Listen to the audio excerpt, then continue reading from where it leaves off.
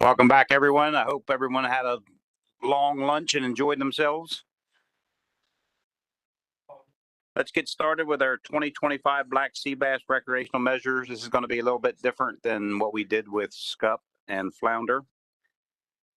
The council board will adopt the approach for 2025 recreational black sea bass measures, including the use of either conservation equivalency or waive federal water measures, or the use of coastwide measures. Julia, whenever you're ready. Thank you, Mr. Chair. So I'm going to cover most of the presentation, and then Tracy is going to cover a few slides at the end about some considerations for the state measures side of things. But so as was mentioned, it's a little bit different for black sea bass because we are not in a review year for black sea bass. The council and the board need to decide on the approach for 2025 because we don't have 2025 measures in place. And so the outline of the presentation is pretty similar to the other two species in terms of the topics that we'll cover. We'll review the current recreational measures, recent fishery performance, and advisory panel input, and the monitoring committee recommendation. And the recommendation is for status quo measures, but because we're not in a review year, even with status quo measures, the council and board would still need to take action to adopt status quo or a different approach for 2025. So as a refresher, you've seen this slide 2 times already today.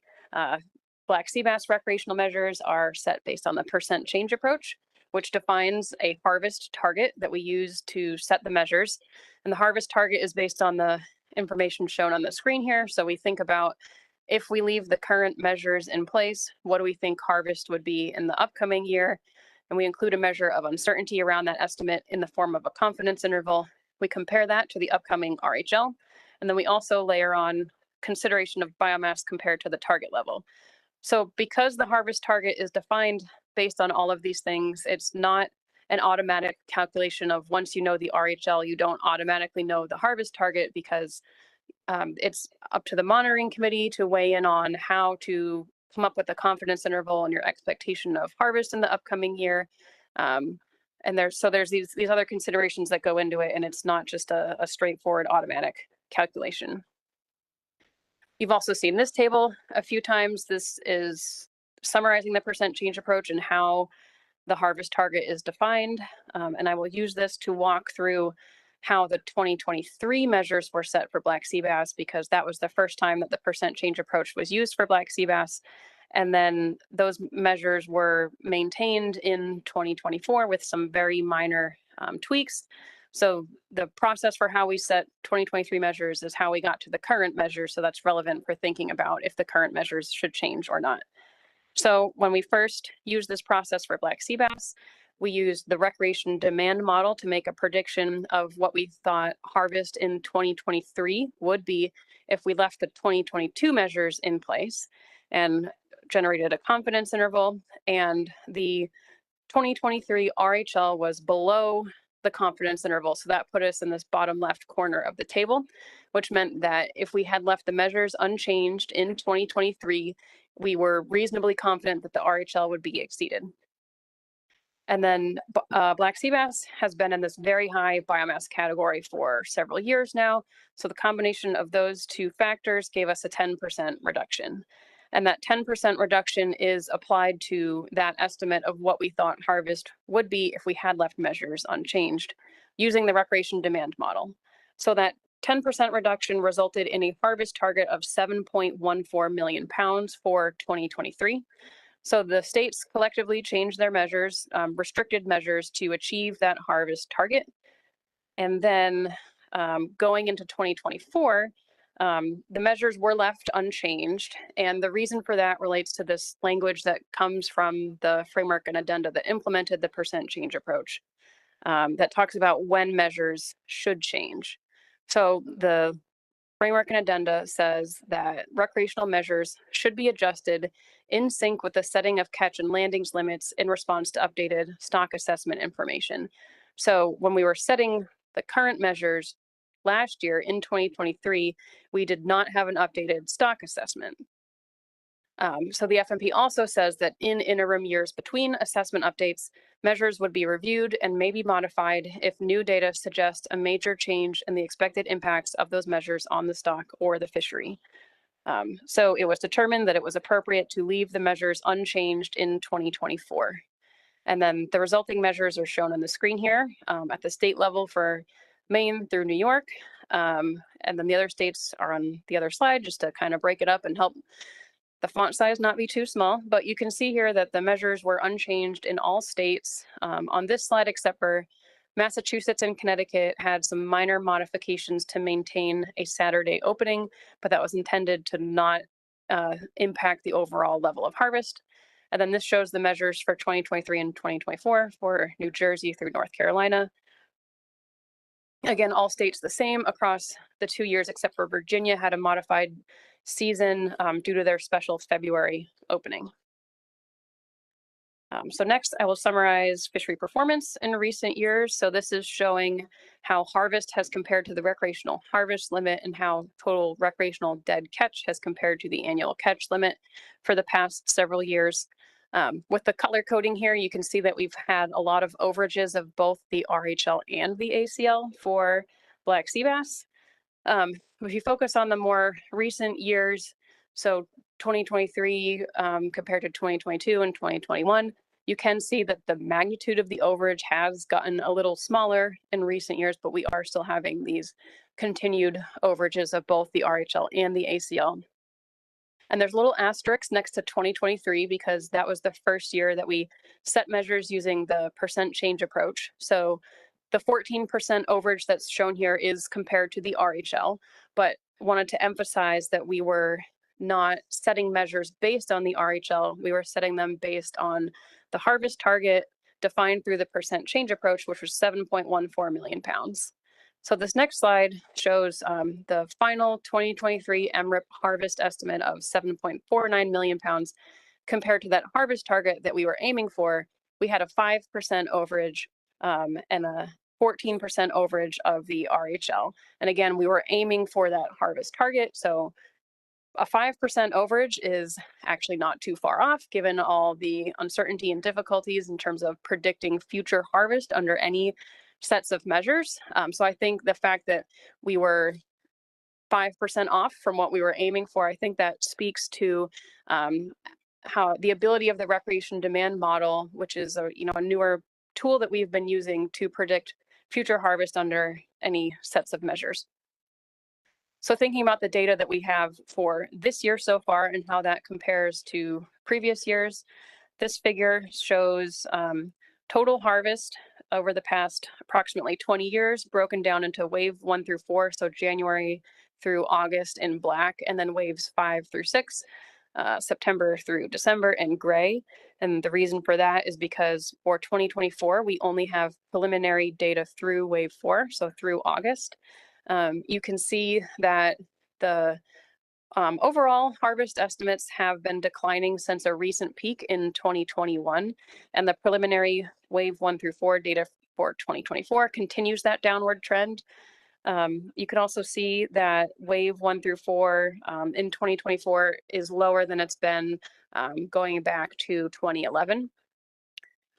You can also see that the proportion of wave 1 through 4 as a total compared to wave 5 through 6, that the proportion can vary year to year. So we can look at this and make some general assumptions about what we think total harvest will be at the end of the year, but there's still going to be some uncertainty in that until we get the final MRIP estimates in the spring of next year. I also wanted to note that the declines from 21 going into 2022 and then again going into 2023, we did have restrictions in measures in 2022 and 2023. So part of that decline could be due to the restrictions in measures, but measures remained essentially status quo from 2023 going into 2024, and harvest still declined based on this preliminary estimate through wave 4. So there could be something else going on there besides just the measures driving that trend. And the monitoring committee had some things to say about that, which I will cover on a later slide. So We do not have an update of the recreation demand model this year. We've talked about that in years past, and the recreation demand model, we consider that to be a great advancement over the previous methods that we used to use to predict future harvest. It's a pretty big lift to update it every year, and since it was an interim review year for the other two species, there was decision made not to update it this year because it does need to be updated for all three species when it is updated. So we don't have updated recreation demand model estimates, but in the past, before we had the recreation demand model, we would look at the preliminary harvest for the current year through wave 4, and then we would use the proportion of harvest by wave in prior years to make assumptions about what the full year harvest would be. And we don't think this is, a very accurate estimate. This is still based on preliminary data, but just for information's sake, if you wanted to use a similar method as we used to use before we had the recreation demand model, this would give you a rough estimate of what final 2024 harvest might look like. But again, lots of caveats associated with this. So this is based on using just the proportion of harvest by wave just from last year, because the measures remained virtually unchanged from last year compared to this year. In the past, where it's possible, we have used a multi-year average, but because the measures have changed over time, this is just using last year's proportion of harvest by wave. And if we use that and we take the current preliminary estimate for wave 1 through 4 of 3.56 million pounds, and we increase that based on the proportion of harvest by wave last year, that's suggesting we could have 5.48 million pounds of harvest in 2024. But again, that's just a back of the envelope estimate. That is a lot lower than we previously thought it would be. And it is lower than the 2024 RHL. As with SCUP, an accountability measure was triggered for black sea bass. So the recreational accountability measures for these species are triggered based on a comparison of the most recent 3-year average recreational dead catch compared to the associated average ACL. So there was an overage based on that for black sea bass. The regulations say that in that case, when it's triggered in that way and biomass is above the target, as is the case for black sea bass, that adjustments to the recreational management measures, taking into account the performance of the measures and the conditions that precipitated the overage, will be made. As with SCUP, as Hannah covered earlier, similar conclusions in this letter from GARFO to the council that says that no additional action is needed in 2025 to address the ACL overages. And the rationale provided for that is that there have been efforts to address the conditions that precipitated the overages. So, for example, there were restrictions implemented in 2023, which was one of the overage years. And then also that the most recent assessment indicates that overfishing is not occurring and biomass remains well above the target. So based on this letter, we don't need to do anything in addition due to the accountability measure. And then in terms of thinking about what we are needing for next year, wanted to kind of remind folks about the situation for the recreational harvest limit for next year. There was a lot of discussion about this at the August council and board meeting, and I'm sure most of you remember this, but just to kind of summarize, we are looking at a status quo RHL of 6.27 million pounds. This is a pretty unique situation for this year where this status quo approach was used and the RHL was not set based on the management track assessment that we got this year. You probably recall that the SSC recommended a 2025 ABC that was 20% lower than the 2024 ABC. And the reason for that was because the biomass projections provided with the management track assessment showed that although biomass has been high in recent years, that it's projected to decline in the future. So the ABC is based on those declining biomass projections. And there was a lot of discussion about that at the August council and board meeting in terms of why we would need a reduction of that scale for a stock that's so abundant, concerns about the socioeconomic impacts. And the board ultimately adopted status quo specifications for 2025. And the council considered doing the same, but the council is bound by the Magnuson Act requirement to not exceed the ABC recommended by the SSC. So the council recommended specifications that were in line with that 20% reduction in the ABC. So that created a situation where the council and the board adopted two different things, which creates a lot of complications in terms of setting the stage for different catch and landings limits in state waters and federal waters. And that's, a complicated situation to be in. So the final rule for the RHL and the other associated 2025 specification is just published yesterday, but the proposed rule, I think, was linked in the briefing materials. So the proposed and final rule explains that NOAA Fisheries implemented or is implementing a status quo RHL, status quo specifications matching what the board did. And the reason for that is to prevent that disconnect between state and federal waters using part of the accountability measure regulations that allow the regional administrator to take action to prevent divergence in the management process, also reiterating socioeconomic impacts and the current positive stock status. So a goal for that was just to remind you all that we have a status quo RHL, and it's a unique situation where it was not set based on the management track assessment, which is relevant to consideration of if the council and board want to change measures or not, because again, this is same language that I showed on a previous slide, that the FMP says that under the percent change approach, recreational measures should be adjusted in sync with the setting of catch and landings limits in response to updated stock assessment information. So the 2025 RHL was not set based on an updated stock assessment. It's just set using a status quo approach. And then in addition, the FMP says that in interim years between assessment updates, measures would be reviewed and may be modified if new data suggests a major change in the expected impacts of those measures on the stock or the fishery. So considering all that, the staff recommendation is for status quo recreational measures in 2025. The rationale is that we do have this status quo RHL.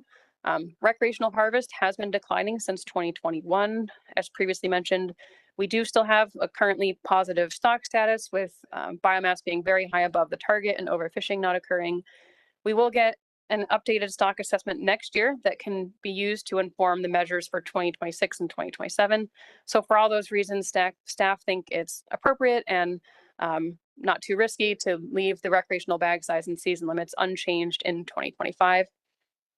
And that would include continued use of conservation equivalency to waive the federal waters measures, as has been done for black sea bass since 2022. And that would include unchanged non-preferred coastwide and precautionary default measures. And as a reminder, the non-preferred coastwide and precautionary default measures are measures that need to be adopted by the council and board under the process to waive the federal waters measures. So the current non-preferred coastwide and precautionary default measures are shown on the screen here. And as a reminder, if the desire is to waive the federal waters measures, the measures on the screen here would not actually be implemented. The non-preferred coastwide measures are what's written into the federal regulations, but then waived in favor of the state measures. And then the precautionary default measures are measures that are implemented only if needed for individual states or regions which do not comply with the conservation equivalency process. So if you look at these measures and you think they look really scary, keep in mind that they are not intended to actually be implemented if the desire is to waive federal waters measures, but these need to be adopted as part of the process. So we took all that information to the advisory panel, and they had a lot to say about black sea bass. First and foremost, advisors continue to be very frustrated that the measures are so restricted for such an abundant stock. So they had a lot to say about how the combination of very high abundance and restrictive measures is resulting in a lot of discards. They also said that it's difficult to explain why the measures need to be so restrictive for such an abundant stock. They said people are losing faith in the management process. And one advisor said, it feels as if advisor input does not have an impact in the process because they've been saying similar things for years now, and it feels like the situation hasn't been changing. In terms of the specific staff recommendation for status quo, only one advisor spoke in favor of that. 3 other advisors said that we should be liberalizing instead, given that the stock is so healthy. One advisor said the SSC should consider ways to deal with rebuilt and abundant stocks because the management process seems to be set up to to rebuild stocks, but then once they are rebuilt, the management process isn't allowing enough opportunity for people to fish for those abundant stocks.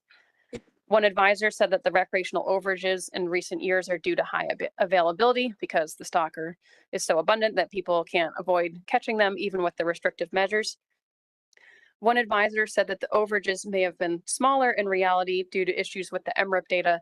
So specifically speaking to the pilot study related to the effort survey and a suggestion that the current estimates may be on the order of magnitude of about 30% higher than actual catch and harvest. So the advisor thought we should keep that in mind when considering the recent overages.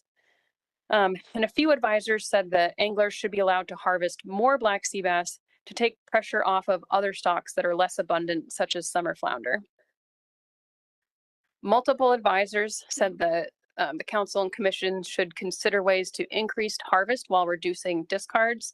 So a few advisors spoke to the idea of a total cumulative length limit, which was summarized in the previous two presentations as well. But other advisors, multiple advisors supported that idea specifically, but other advisors just spoke more generally to a desire to increase harvest while reducing discards because the discards for black sea bass are very high. Multiple advisors also talked about higher availability of small fish recently. So they said things like black sea bass are still very abundant, but the size of the individual fish is smaller than it used to be. So one advisor said this could be because there's just so many black sea bass out there that they're competing with each other for food.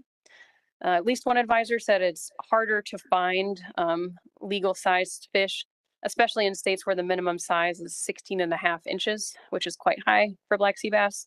One advisor said that the big fish are still out there, they're just farther offshore, so they're not as available to anglers because people need to travel farther to get to them. One advisor asked if it's possible for the council to recommend status quo measures, because this advisor had heard the discussion in August about the council not being able to recommend a status quo RHL under the Magnuson Act requirements related to how that relates to the SFC recommendation. So this advisor asked if the council couldn't recommend a status quo RHL, how can they recommend status quo measures? And staff clarified that based on the language in the FMP about when we should change measures, we think it is possible for the council to recommend status quo measures. One advisor said that it does not seem like good policy to not use the assessment to set measures and to not apply accountability measures. And the same advisor said that although the assessment shows that biomass is 219% of the target level, the overall estimates of biomass have scaled down compared to prior assessments. So this advisor said that the biomass estimates are about 20% lower than the previous assessment, and the biomass target also scaled down. One advisor said that management should track the amount of structured habitat over time. And also that trawling reduces the amount of spawning and feeding habitat, and this advisor felt that restoration efforts haven't been keeping up, and it would be useful to have information on this to help understand changes in the stock over time. So we took all that information to the monitoring committee, and they agreed with the staff recommendation for status quo measures in 2025, including continuing to waive the federal waters measures with unchanged non-preferred coastwide and precautionary default measures. The monitoring committee had several things to say about 2024 in terms of that they talked about how the harvest estimate for 2024, again, it's just preliminary through August, but that it is low compared to prior years, and it is lower than what we previously predicted based on the recreation demand model. And the monitoring committee agreed that 2024 harvest is not a good predictor of 2025. So, for example, if we were to leave measures unchanged, we wouldn't necessarily expect 2025 harvest to be quite as low as what we're seeing so far in 2024. They thought that 2024 was anomalous, and this could be driven by environmental factors.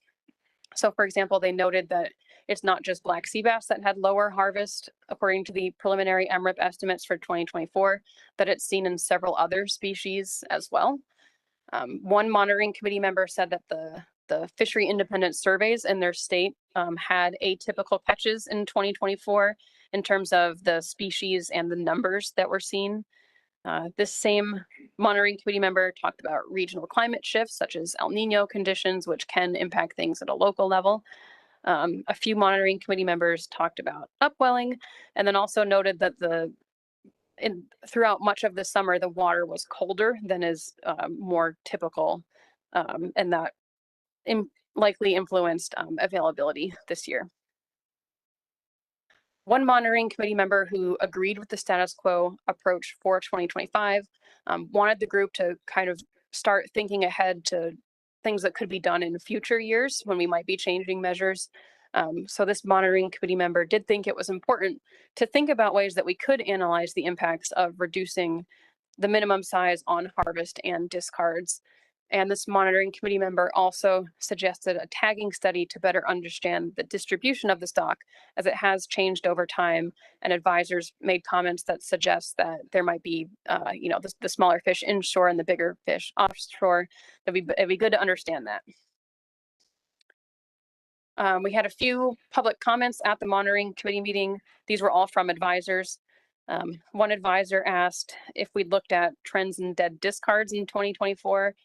At the time, we had not looked into that, but after the meeting, looked into it and determined that discards were also lower in 2024 compared to 2023. So both harvest and discards declined from 2023 going into 2024.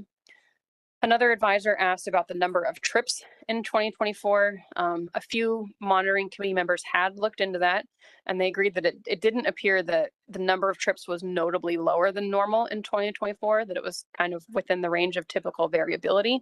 So they didn't think the number of trips would explain the decline in harvest. One advisor reiterated the previous recommendation for something like a total cumulative length limit to help reduce discards, and said that anglers could use different hook sizes to target different sizes of fish under a total cumulative length limit. And this advisor also said that solar cycles impact fish abundance and management should be able to consider that. And next I'll turn it over to Tracy to cover a few state specific slides. Thanks, Julia. So before we get into the decision points and discussion, I'm going to go over some state-specific items of consideration related to black sea bass for the board. First, Virginia is again interested in a recreational black sea bass fishery in February 2025. And I wanted to clarify for the board that if the board approves status quo measures for black sea bass for 2025, this can also approve continuation of Virginia's February fishery unless otherwise stated by the board. If the decision for a status quo approach that includes a Virginia February fishery is approved, Virginia will use the 2023-2024 measures or more restrictive, which includes a 13-inch minimum size limit and no more than a 15-fish bag limit. In addition, Virginia will use the same process for monitoring landings that they have in the past February fisheries from 2019 through 2021, 2023, and 2024 to ensure accurate characterization of the 2025 February fishery. This includes any vessel fishing for black sea bass must have a permit, which comes with the 2 reporting requirements. First, each vessel must hail the VMRC Marine Police Operations Station at the start of the trip to let staff coordinate meeting some vessels at the dock where they can count the fish and obtain biological data like lengths and weights. In addition, permit holders must report to VMRC information on the trip, such as the number of black sea bass kept and released. VMRC can use the data collected from these reporting requirements to get an estimate of the total landing in pounds. So once the February 2025 harvest has been calculated, the proposed adjustments to 2025 season to account for their February harvest will go through Virginia's public comment and hearing process, and they'll also be working with the TCM board for approval of that season change. And overall, the monitoring committee, technical committee, and AP all had no concerns expressed during the meetings about the continuation of this fishery. So one other topic I wanted to quickly touch on is the topic of minor season adjustments under a status quo approach. If the board approves a status quo approach for black sea bass in 2025, this can also include allowing for minor season adjustments. The board just needs to make this clear that this is an intended part of status quo if this is something they're interested in. And how a minor season adjustment will be accounted for will be discussed by the TC and the board later. All right, and that takes us to the decision point, which, as a reminder, the council and board need to decide if the recreational black sea bass fishery for 2025 will be managed with coast-wide measures or conservation equivalency will be used to waive the federal waters measures. And under conservation equivalency, the council and board need to adopt non-preferred coast-wide measures and precautionary default measures. The monitoring committee recommendation is for status quo, which includes waiving the federal waters measures with the non-preferred coast-wide and precautionary default measures shown on the screen here, which I'm now realizing the color that I used for the text, you can't really see it that well. But we do have a draft motion ready if the desire is for status quo. Thank you. Thank you, Julia and Tracy. Any discussions, questions? Chris? Thank you, Mr. Chair, and thank you for the presentation, Julia and Tracy. The monitoring committee discussed some reasons why the landings appear lower than expected this year. Cold water upwelling, things like that. So I guess the question is if those conditions are not in place next year, would we be expecting in 2025 maybe landings closer to what the recreation demand model would predict? And I have a semi-unrelated question after that. Thanks.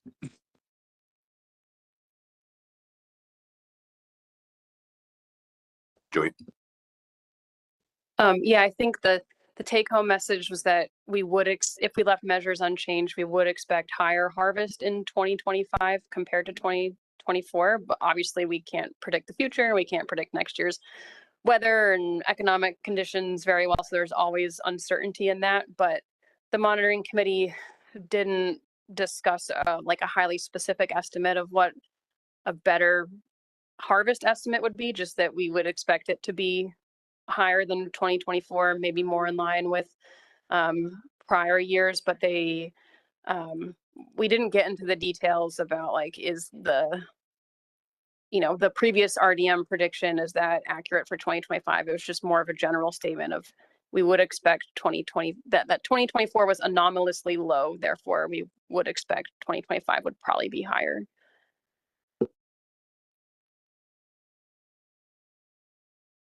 Yeah, thanks. A relevant question because the final rule came out and we're looking at status quo ABC in 2025, but had the SSC's recommended ABC was adopted for next year using what we know about the landings and the percent change approach. Will we be talking about what a 10% reduction in black sea bass harvest for 2025? Just trying to remember how that works through the percent change approach table. Yeah, I think the answer is yes. It would have to be a discussion of like, what is the specific value that you use for your prediction of 2025 harvest? But if the RHL had been set based on the 20% reduction in the ABC, we'd be looking at a 4.46 million pound RHL, which is lower than even what that value that I showed of if we'd use the previous method to project based on 2024, that was 5.48. So I think I think it's hard to imagine a situation where we would not be looking at an RHL overage in 2025 under the reduced RHL that would have been implemented under the reduced ABC under any of the methods that I can imagine for how we would predict that 2025 harvest estimate.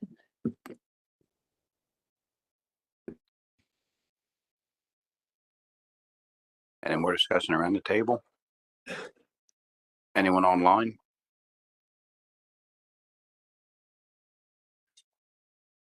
Oh, I got you. Megan? Yes, thank you, Mr. Chair. Can you hear me? Yes. Great, thank you. Megan Lapp, Seafreeze. Julia, I just have a question. I'm trying to wrap my head around some of the stuff that you presented on the slides. So in 2023, from what you showed, we hit the recreational harvest target pretty well. It looked like what you were saying was essentially the measures were designed to achieve the RHT and came pretty close.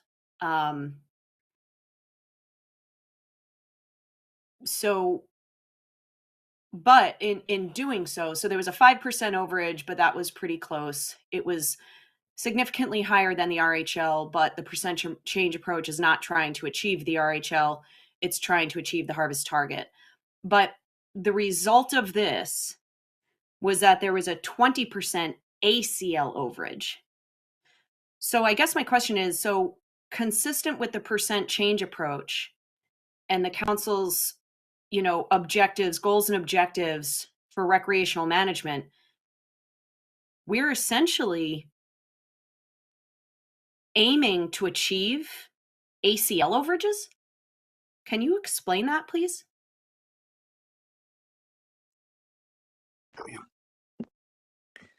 I wouldn't say we're aiming to achieve ACL overages, but under the percent change approach, there can be situations where the harvest target is higher than the RHL, and that can contribute to ACL overages. There are other situations like for summer flounder was mentioned earlier, the harvest target was the RHL for 2023. So the harvest target can be higher than, less than, or equal to the RHL. So it kind of depends on the circumstances. But yes, in this situation for black sea bass specifically, the harvest target was higher than the RHL, and that can contribute to exceeding the ACL.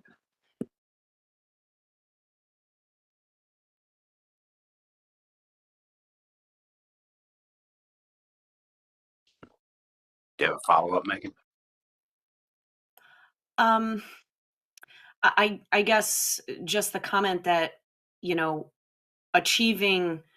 aiming to achieve numbers that are going to result in ACL overages on shared stocks is very concerning to me. Thank you.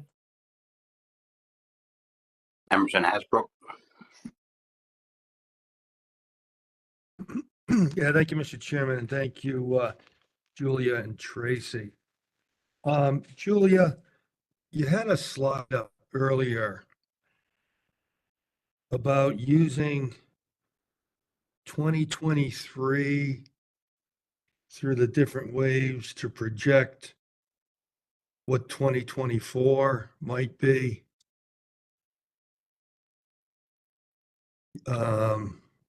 Yeah, that slide. So to continue a little bit of what Chris was just asking. So the projected harvest then is 5.48 million pounds. And I believe so how does that 5.48 million pounds compare to the target, the RHL, and the ACL? Julia? So sorry, I don't have this information all on one slide, but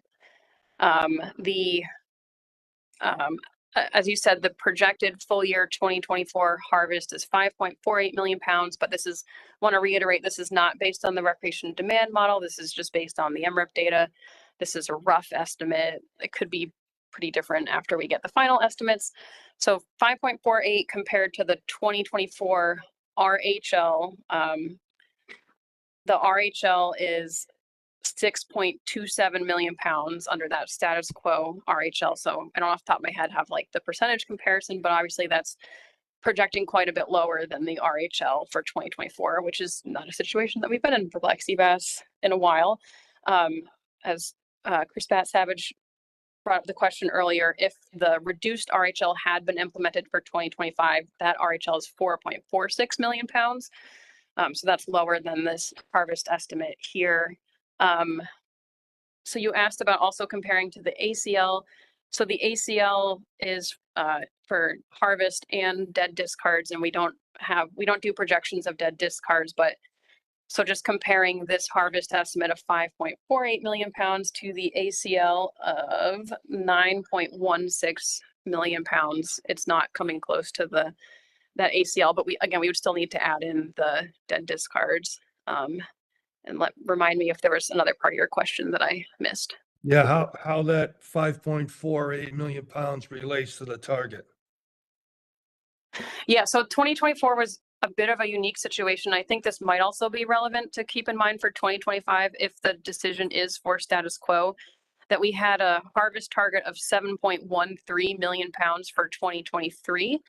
And then we didn't set a new harvest target for 2024. Instead, measures were just left status quo. And I think that's not quite the same as saying that the harvest target is still 7.14 million pounds because we were just leaving measures unchanged. We weren't specifically trying to change measures to achieve the same harvest target, but the harvest target that was implemented for 2023 was 7.14 million pounds, and then measures just remained unchanged in 2024. And I think if it were the case to leave measures unchanged in 2025, I don't know if it would be appropriate to say that the harvest target is still 7.14 million pounds. It would just be a decision to leave measures unchanged. Thank you. James Fletcher. Know you, and I know I'm not the brightest thing in the candle on the cake, but if we converted the dead discards to landings, would it change the total harvest that that the recreational allowed to keep? In other words, dead discards are going back overboard, but if they were retained, couldn't the recreational still have the same harvest targets if they're just landing what they're throwing back? So, as I say, I'm not the brightest candle on the cake, but this is getting the best of me. Thank you for your time, James Fletcher, UNFA. Julia. I think under the current process where the harvest target is based on harvest and it doesn't account for discards, if all we were to do is change some of the recent discards into landings, then we would, like, as was previously mentioned, we exceeded the harvest target by 5%, that we would exceed it by even more if all that was changed was that discards were converted into harvest. But as a reminder, the council and commission are also considering modifications to the process for setting measures through the recreational measures setting process framework and addenda. And that action does include the potential to set a target that's not based on harvest, but it's based on dead catch. And that might provide us more flexibility in the future to think about discards into landings or looking more holistically at harvest and discards when we're setting our measures. But right now the harvest is just, the target is just based on harvest. So that poses some challenges for things like considering ways to turn discards into harvest without increasing the expected harvest by a lot.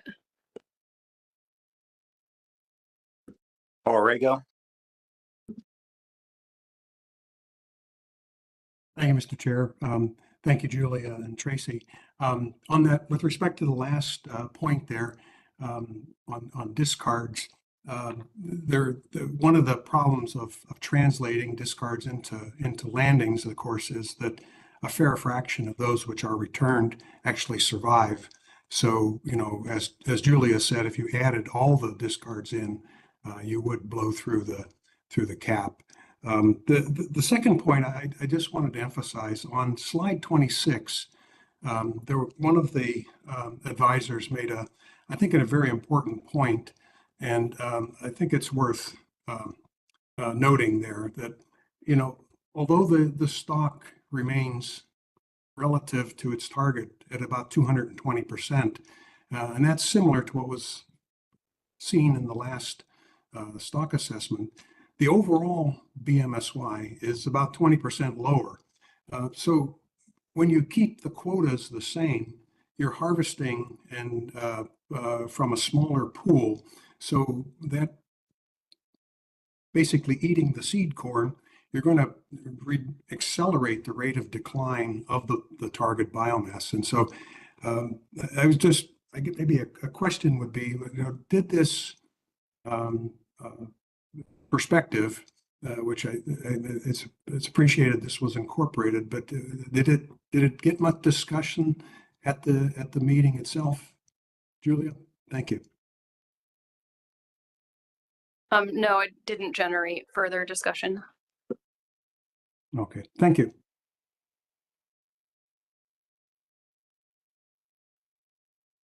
Anyone from the audience? Mike Wayne?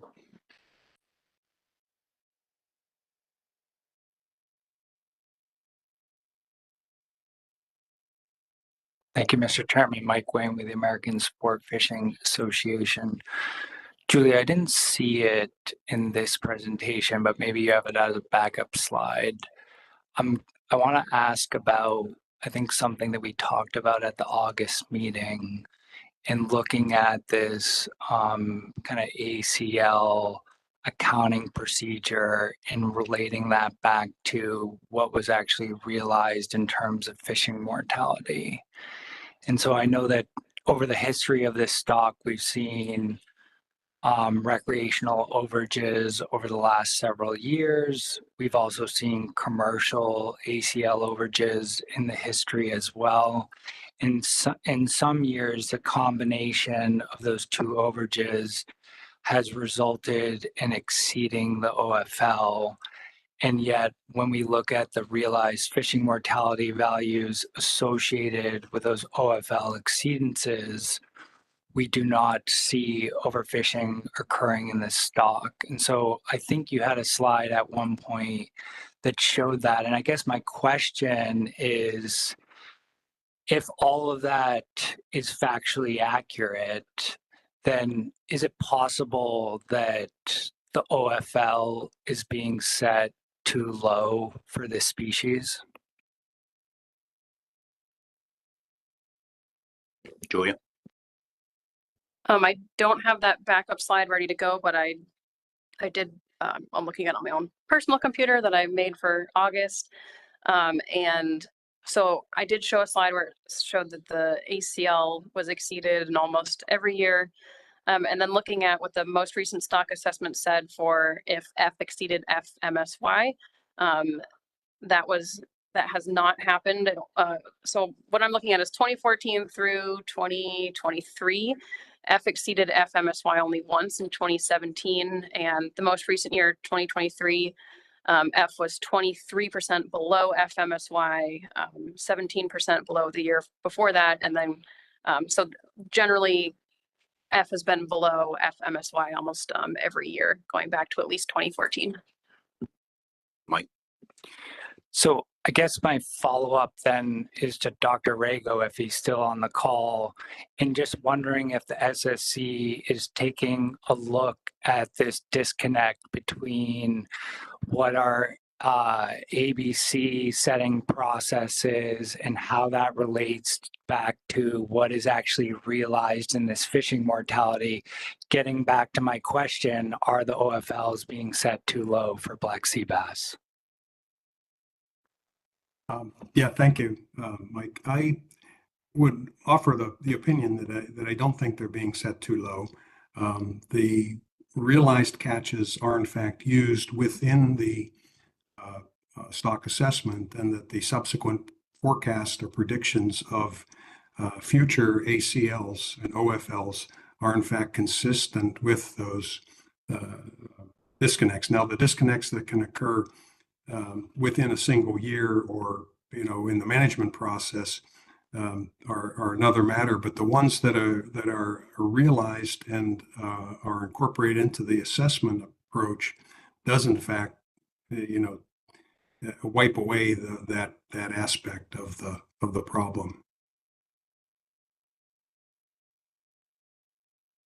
So just so that I have better understanding, Dr. Rago, are you using the performance of realized fishing mortality when the SSC goes to make those projections and kind of the relationship that exists that we're observing? It's not just a 1-year relationship as Julia spoke about. We're seeing a continuous pattern in which there seems to be a disconnect between the OFL and the realized fishing mortality. I understand that you use the realized F when you're making these projections, but we do this accounting separately with looking at realized fishing mortality. So I guess I'm just a little unclear. Is the SSC looking at those discrepancies or not? To that point, yes. And the way that enters into the determination of the coefficient of variation for the OFL is that we do consider various aspects of data quality. Data quality is one of 6 separate factors that are used when we make that determination. If there are consistent overages associated with a particular quota, and those quotas are resulting in higher levels of F than would have been obtained had the quota been met as expected, then we consider that to be a source of uncertainty, which may under some circumstances be sufficient to push it into a higher CV level. That doesn't always occur because there are other mitigating circumstances that might offset the effect of that consistent pattern of overages. But it is something that is of concern when we do that. And more directly, we have not implemented it yet, but we have talked about it as part of the process. And under those circumstances, the within year overage, and that is Julia and Tracy both spent some time on that, or underage, may need to be more explicitly addressed, such that an assumption that says the ABC is actually taken versus an assumption that says the ABC is exceeded, would be an alternative basis for the projections, and therefore an alternative basis for the OFL, and therefore an alternative basis for the ABC determination. So there's a cascading sequence of cause and effect there, but I think the more immediate one, to your point, is that the short-term discrepancies may in fact have consequences for the initial consideration or initial estimate of OFL.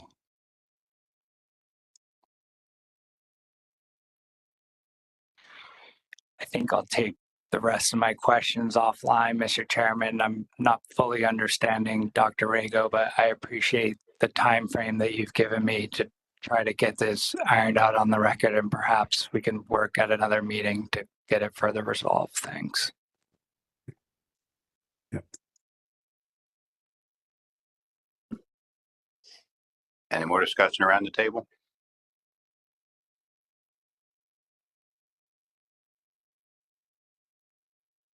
Rich? Thank you, Mr. Chair. I think there was a question about whether we should expect harvest to jump back up next year. I think so. I mean, we saw that we see a lot of small fish in the water now. And we saw that in the advisor panel report. And I just looked at the data while Dr. Rago was talking here. And the average throwbacks per keeper has been 9 fish for the past 10 years. And this year it's been 16 fish for every keeper so far. So I would expect definitely, this is 2024 is a pretty anomalous year, as you said, and I think we would should expect something. We should expect a slug of fish coming into the fishery next year. Thank you.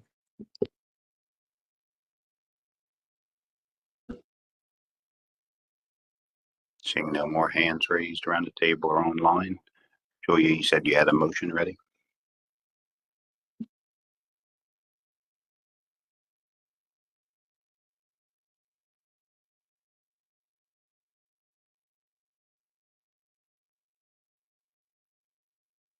Mike Luisi.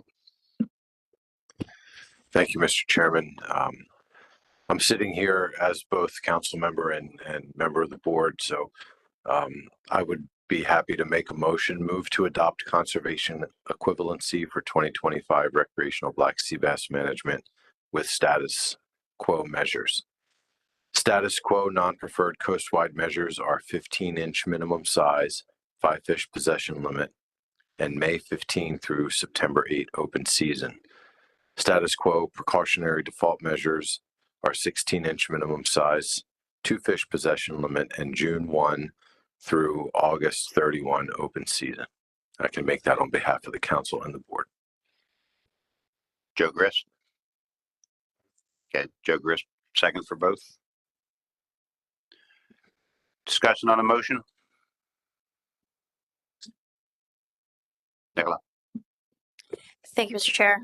Just as a point of clarification, as Tracy suggested would be helpful, is the intent of the motion to allow for states to make minor seasonal adjustments similar to last year. I'd say for the record that Massachusetts is interested to make a single day change to maintain that Saturday opening. Yeah, my intent with this motion was to follow. I think there were 2 points of clarification that Tracy presented regarding what status quo means. It means that Virginia keeps its February fishery as is, and that the Saturdays are flexible.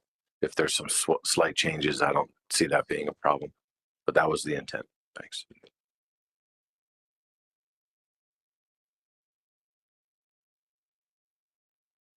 Chris Patsavage. Thank you, Mr. Chair. I've raised concerns back in August about going with the status quo ABC in 2025 for many of the reasons that Dr. Rego mentioned with the stock assessment.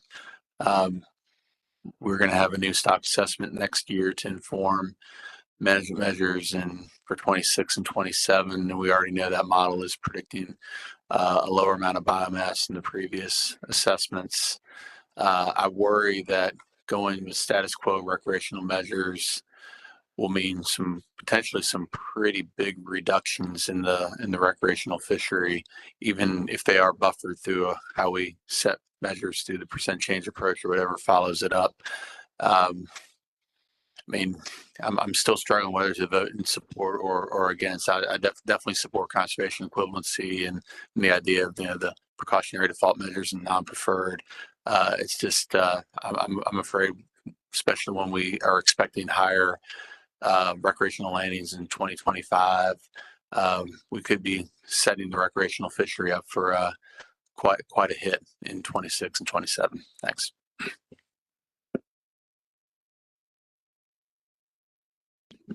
Any more discussion around the table? Dan Farnham. Yep, thank you, Mr. Chair. Yeah, I concur with Chris on that one. I'm concerned too here. If I add up the overages from the ACL overages in the recreational sector from 2020 to 23, I come up with 16.5 million pounds. I'm just hesitant to keep voting for allowing these overages to occur. And I know there's probably, I don't know if there's another answer. I don't know, but I definitely have some concerns here too. Thank you.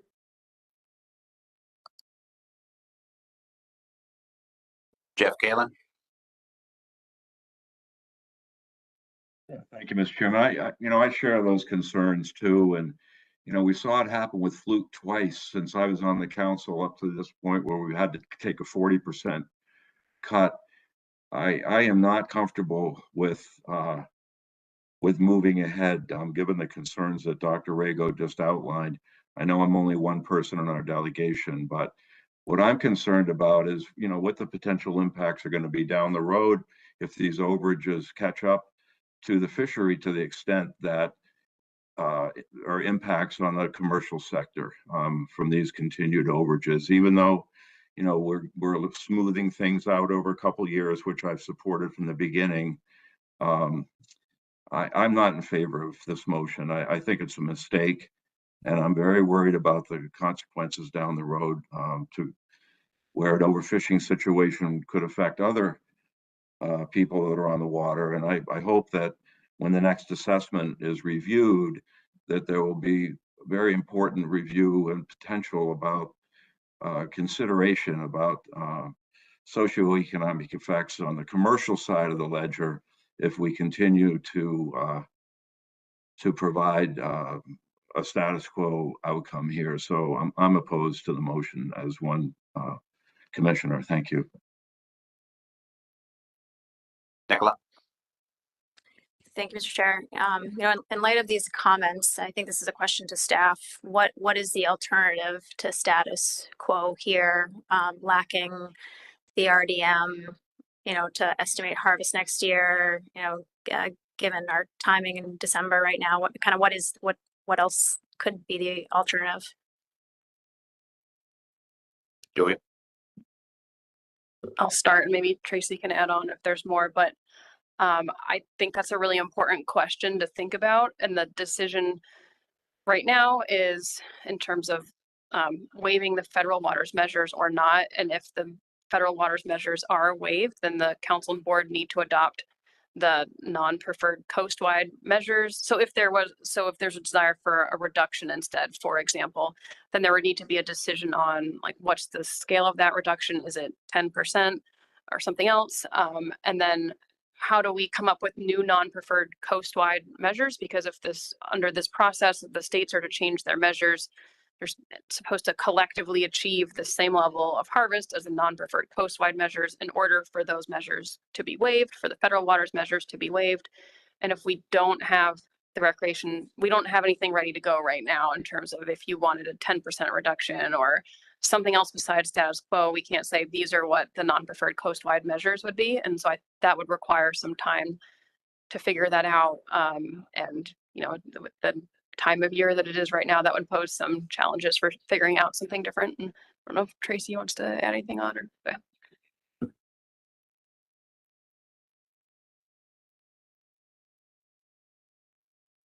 Any more discussion? Nicola? Yeah, thank you, Mr. Chair. I think if we're getting to the voting stage, I think it would be helpful to allow for just a quick caucus for the board members, like 2 minutes. Thanks.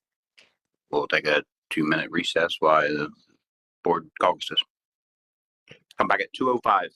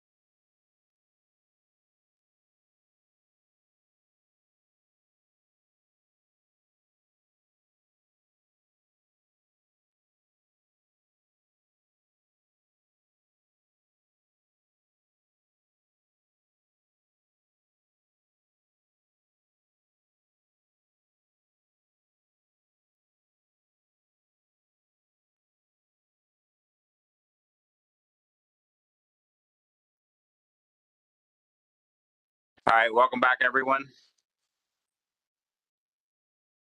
Before we go to the motion, I think we have one comment, Scott Lennox. Yeah, thank you, Mr. Chairman. Just a quick comment because I see how those last comments were kind of going. I just wanted to speak up, and when everybody's done. Yeah.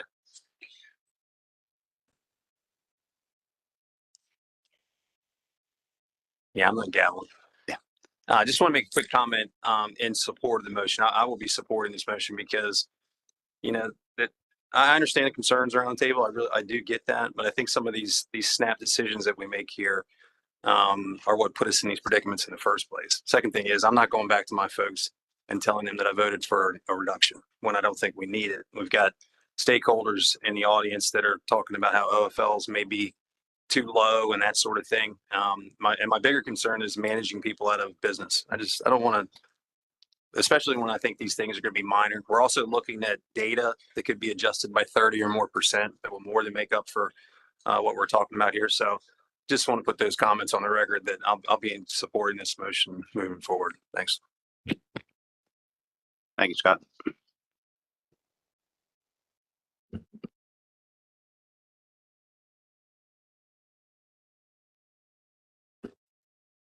Howard Bogan.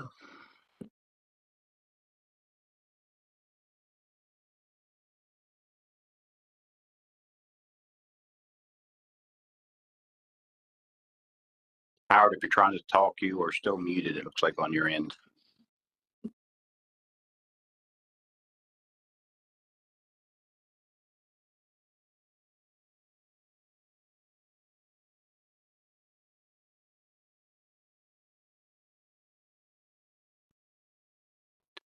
Can you hear me now?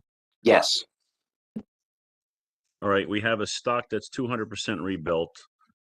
The states already have extremely restrictive measures in place. We're going to have a new assessment next year. That being said, I believe we are safe going with status quo for this year, and we can evaluate things next year after the new assessment is completed. Thank you for hearing my comment. Thank you. Are we ready for the question? The council is going to take the first vote. Let's do by raise of hands inside the room. If you're online, Dan and Skip, you'll just have to raise your hand on the computer. All in favor of the motion, raise your hand.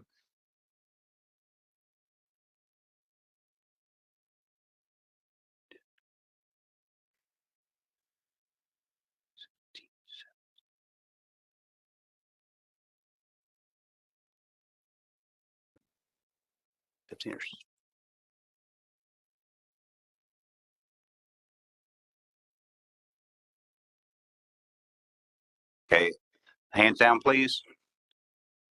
15 in favor or 18 in favor, I'm sorry. Any opposed, any opposition?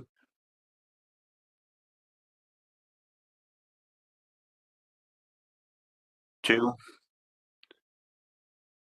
Okay, put your hands down. Motion passes 18-2 with no abstentions. Nicola? Okay, thank you. We have a lot of board members that are remote, so I'm going to ask to use the hand raising feature online to take the board vote. First, I'll just ask if there's any opposition to the motion to see if we have to go that route.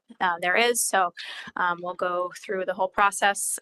Those in favor for the board, those in favor of the motion, please raise your hand online and Tony will call them out as she sees them. Thank you. Are you ready? Okay. Delaware, Massachusetts, Virginia, New Jersey, Maryland, Connecticut, NOAA Fisheries, New Hampshire. Second, this doesn't slide well. And New York.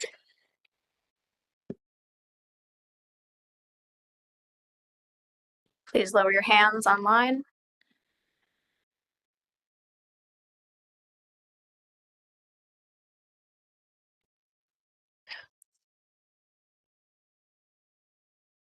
Those opposed, please raise your hand.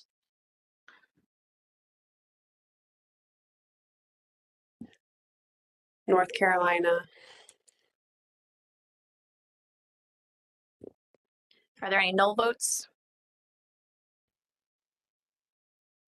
Rhode Island,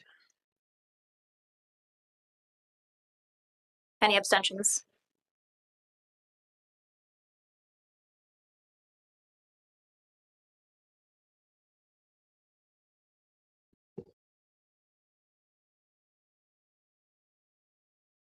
I have a vote of 9 in favor, 1 opposed, 1 null vote. Motion carries.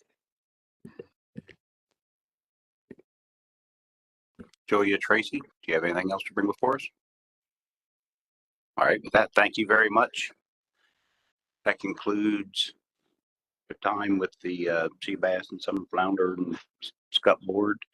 And let's move on to the policy board. Joe, do you want to stay there? You want to come up here?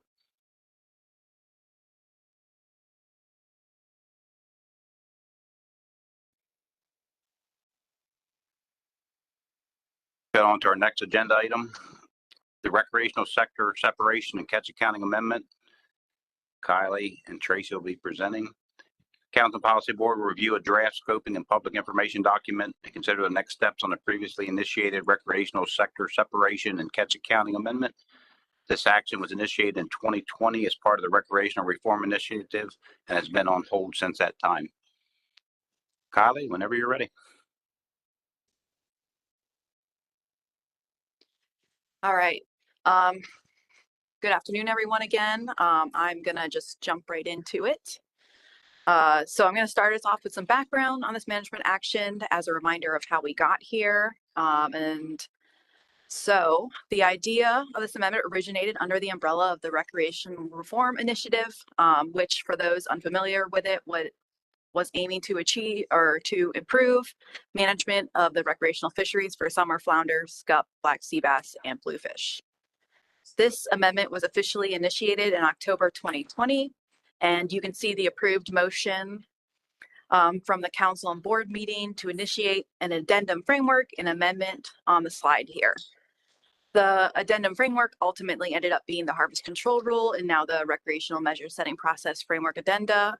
So today we are going to be discussing the amendment that was initiated in the second half of this motion, an amendment to address recreational sector separation and catch accounting. So continuing with some more background, in February 2021, the Council and Policy Board chose to prioritize the development of the Harvest Control Rule Framework Addenda, which delayed scoping for this amendment. And in December 2023, it was agreed that the amendment development should be resumed in 2024, but then was subsequently pushed back to late 2024 to prioritize the limited staff time to complete the summer flounder mesh exemptions addendum framework. So scoping and development of a range of alternatives for this amendment is included in the 2025 priorities for the council and board. So that brings us to the objectives of today's meeting. Now that we've talked about how we got here, they are to get feedback on if the timeline in the draft action plan is appropriate, and to consider approval of the draft scoping and public information document for scoping in early 2025. However, if the Policy Board and Council, they may instead choose to provide guidance to the FMAP PDT on further revisions to the scoping document, such as modifications to the scope or content of the document.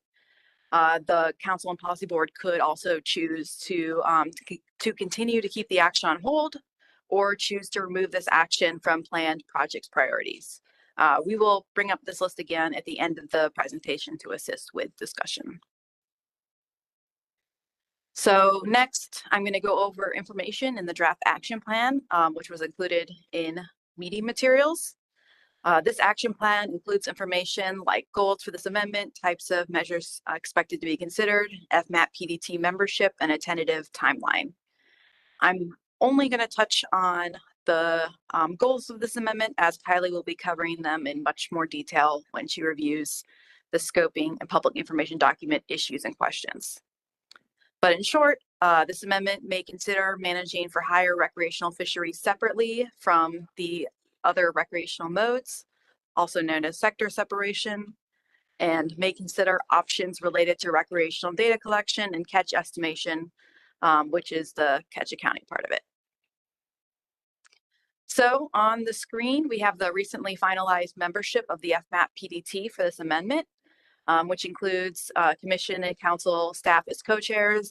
Only Kylie and I are up here today, but Chelsea and Hannah are also part, or assisting as co-chairs in this amendment. And GARFO, there's also representation from GARFO, the Northeast Fisheries Science Center, and 5 representatives from different state fisheries management. We've had one meeting thus far in mid-November to review a draft of the scoping document, public information document, and you'll hear some of the FMAP PDT's comments later in this presentation from that meeting.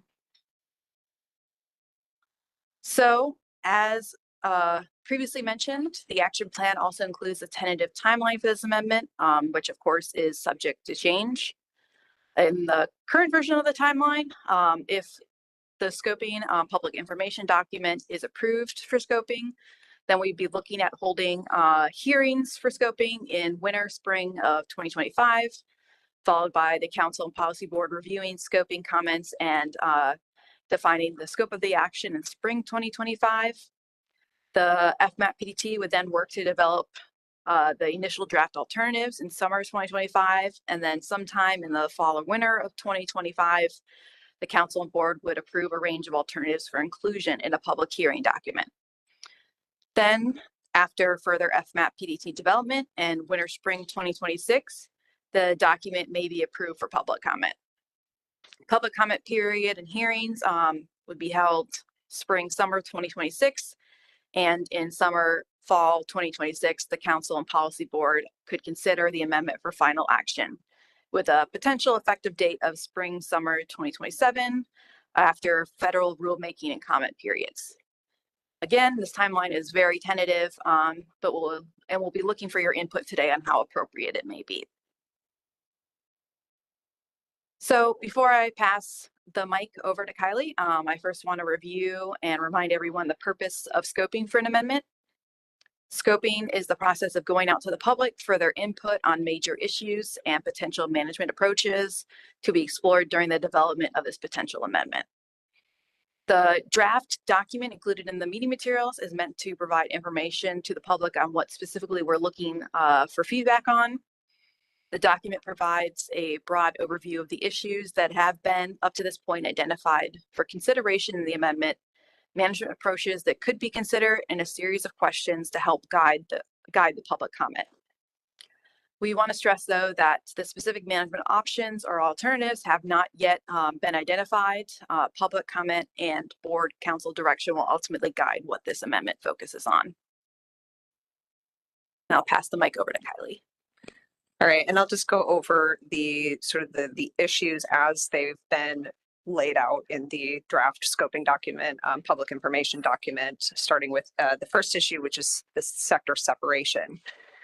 So we have a section in the document describing that's labeled description of the issue, and the issue is essentially that the recreational fisheries for these 4 species, summer flounder, scout, black sea bass, and bluefish, include a for-hire sector, so headboats and charter vessels, and a private recreational sector, including anglers fishing from shore or private or rental boats. These sectors are currently managed, sharing a single combined harvest target, and performance evaluation and accountability measures are applied collectively to the entire recreational fishery. And with some exceptions, recreational management measures, meaning the bag size and season measures, are usually applied to the fishery as a whole. We do have some instances where we have separate measures, but usually that's sort of at a state-by-state basis. So the 2 sectors do have differing preferences and motivations and different data collection and reporting requirements. Federally permitted for-hire operators are required to submit electronic vessel trip reports and have expressed a desire for that data to be better utilized in the management process. And the private recreational sector does not have similar reporting requirements, and we only have MREP data available for that portion of the fishery. So given these differences, managing the two recreational sectors separately could allow for more tailored management approaches with measures that are intended to better align with the unique characteristics of each sector. However, we have also added to the scoping document that sector separation could introduce complexity to the management process as the downside. Some stakeholders have some concerns that it would create regulation imbalances and conflicts within the recreational fishing community. And it also may require use of data that becomes more uncertain when it's broken down at a finer scale, such as by sector.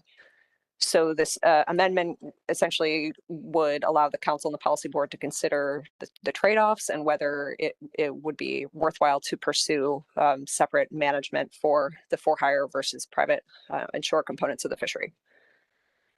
So to guide comments on this issue or to spark some ideas, the document includes some general descriptions of possible approaches that could be taken.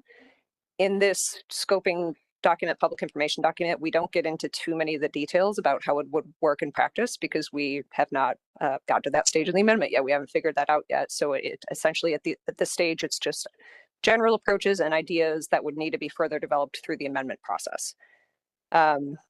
This list is not, for either issue, is not intended to be limiting at this stage. It's intended to spark some public comment.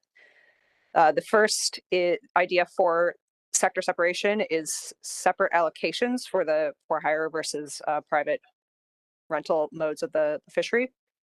And that there are several ways you could do separate allocations for these fisheries through the creation of separate annual catch limits or sub-ACLs or harvest limits. The second approach would be separate management measures. So not going quite as far as developing separate allocations, but instead managing by developing different management measures for the different components of the fishery. And as I mentioned, this is already done to some extent. Mostly, so bluefish has some recreational fishing mode specific measures. And then for summer flounder, scub, black sea bass, there is some separation of those management measures for some states. For example, scub has separate mode-based measures in the northern states, and black sea bass has some separation of measures in Rhode Island and Connecticut. So consideration of this as an approach in the amendment could include exploring a more uniform way to do this, uniform approaches or guidelines for the development of separate measures. It is possibly worth noting that if this is ultimately the preferred approach and separate allocations are not desired, we may not need to develop a full amendment to do that. We could consider a less intensive action to do that. As always, other approaches could also be identified through the scoping process. And then also, I have this in the backup slides, but I wasn't going to go through it here, but we do include a list of discussion questions to sort of trigger discussion and scoping input on the issue. Just sort of generally, do you support consideration of this issue, and what do you think the council and commission should consider with regard to this issue? So that's issue one. The second issue is catch accounting, which is really related to data collection and use. So these are very popular fisheries, as we've discussed. There are millions of trips taken for each of them each year. Recreational catch, as we know in these fisheries, is inherently difficult to estimate for a number of reasons. They're open access fisheries. There's a lot of trips taken per year. Angler behavior is widely varying. There are no reporting requirements for private anglers. Recreational catch for these species is estimated through MRIP using sampling protocols and statistical expansion methods. That can result in variable and uncertain estimates, and particularly when managers want to break those estimates down into finer spatial and temporal scales. As this group is aware, we've had a long-standing issue with angler confidence in the accuracy of these estimates, and there has been interest expressed in exploring alternative approaches and additional data streams that could help improve or supplement recreational data for these species. So similar to the previous issue, we've included some text about how these are ideas that could be explored in terms of possible approaches, but we have not really developed the details of any of these ideas. So the list in the document includes approaches such as mandatory private angler recreational reporting, alternative harvest programs such as tag or stamp programs, enhanced for higher VTR requirements, voluntary reporting programs, and other approaches to be identified through scoping. Again, because we're in such of the early stages of this amendment, we haven't developed kind of the finer details about how any of this would work, including looking at sort of the feasibility of these types of programs, recognizing that some of these would be a very big lift and pretty costly. We haven't really dug into the details of how these would be implemented because they are just ideas that have been raised during past discussions.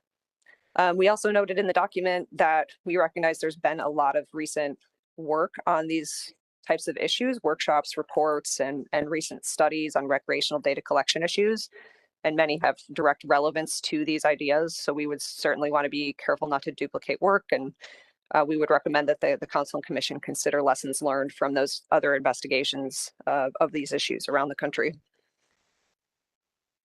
So this information regarding MRIP improvements, is also included in some detail in the scoping document in the supplemental information section. Just an acknowledgement that we do have ongoing MRIP improvements that may impact the development of this amendment. It is noted that with the catch accounting issue, MRIP is still considered best scientific information available and will continue to be used. So we are not trying to develop options that would, replace the use of MRIP in our process, but to enhance or supplement the data used in our process. And we also acknowledge the NOAA testing further revisions to the effort estimation methodology. Some of the timeline details are in here. So there was a pilot study that was published in 2023 evaluating potential sources of bias in the fishing effort survey. There's been a large scale follow-up study conducted in 2024 with a final report expected in 2025. If there are resulting necessary calibration efforts or revisions to the catch and effort estimates, those may be produced in 2026 at the earliest. And this is kind of going off of the information that's on this website with the information about the effort survey improvement ongoing efforts. So this is something to keep in mind as we discuss this issue. The FMAT and PDT did discuss this a little bit. I just have a couple slides with some of the FMAT and PDT comments. When this group met, the purpose of that meeting was just to review the draft scoping document and public information document. So we weren't explicitly looking for recommendations on the amendment more generally, but we did just want to pass on some of the comments made by that group, including that the group did discuss the overlap and potential implications of that MRIP FES project on this amendment. There was no kind of consensus recommendation from the group, but some members did express concerns, essentially that we would be spending a lot of time and effort developing options that would be using current MRIP data that might then possibly get revised around the time that final action would occur on this amendment. So some concerns from individual FMAT PDT members. There was also some confusion expressed around the term catch accounting. It's been a couple of years since this was initiated, and we don't remember exactly where that term came from or why folks used that in the motion and in the amendment title, but that's what we've been referring to the amendment as, sector separation and catch accounting amendment. Some people are interpreting that as the amendment would focus on accountability measures or sort of an accountability response to overages. And that wasn't really the intent when the amendment was initially discussed. It was more of a focus on data collection, reporting, data use, catch estimation. So not that accountability measures couldn't be considered. And in fact, if we moved forward with sector separation, particularly if you were developing separate ACLs or sub ACLs, you would need to develop separate accountability measures. But accountability measures are not really a separate standalone focus of this action. So we think this is potentially going to cause confusion. And after the meeting, staff got together and talked about a recommendation to rename this amendment, and we're recommending calling it the Recreational Sector Separation and Data Collection Amendment. And also just the final slide on the FMAP PDT feedback and considerations. They discussed that this second issue in the amendment, the recreational data collection and estimation, is inherently complex, and it could be more or less complex depending on the direction taken. So depending on what kind of approaches may be considered, this could be a very big lift and a big workload issue to address. And if a lot of those options are explored, it could really extend the amendment timeline depending on which approaches are preferred to sort of move forward with. There was, again, no kind of consensus recommendation, but it was suggested that if the issues were to be separated, that there could be some kind of white paper or working group that could investigate the feasibility of some of those approaches before kind of developing amendment alternatives for them. But that was just an idea, and again, not a full group recommendation. So the questions for the Council and Policy Board to discuss include, does this amendment remain a priority for continued development in 2025? Should both issues be taken out for scoping as described in the document? Does the proposed timeline seem appropriate? And should the amendment name be changed? And then just generally, is there a desire to have any other changes to the documents, other feedback on these documents?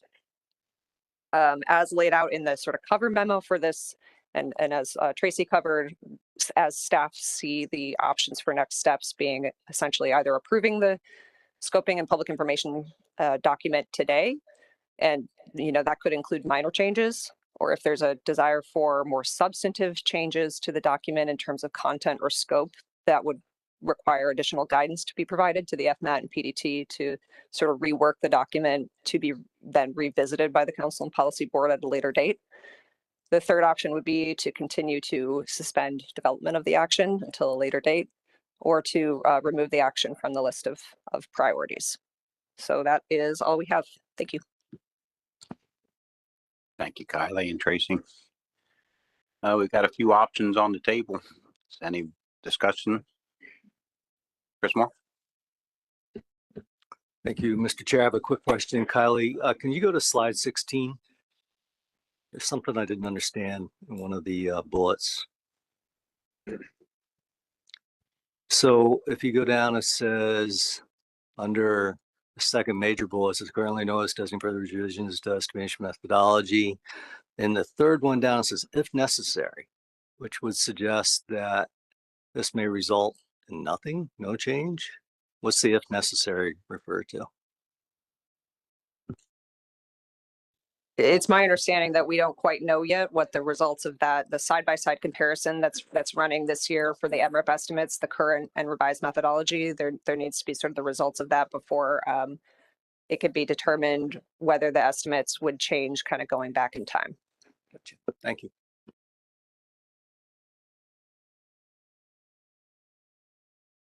Go ahead. Thanks, Chairman. So as your last slide, Kylie, I'm between bullets 1 and 2. I'm definitely in support of pursuing this, because I think in my career in New York, this always came up, and it was we never got anywhere on it because it was, I think a lot of it was the complexity of it.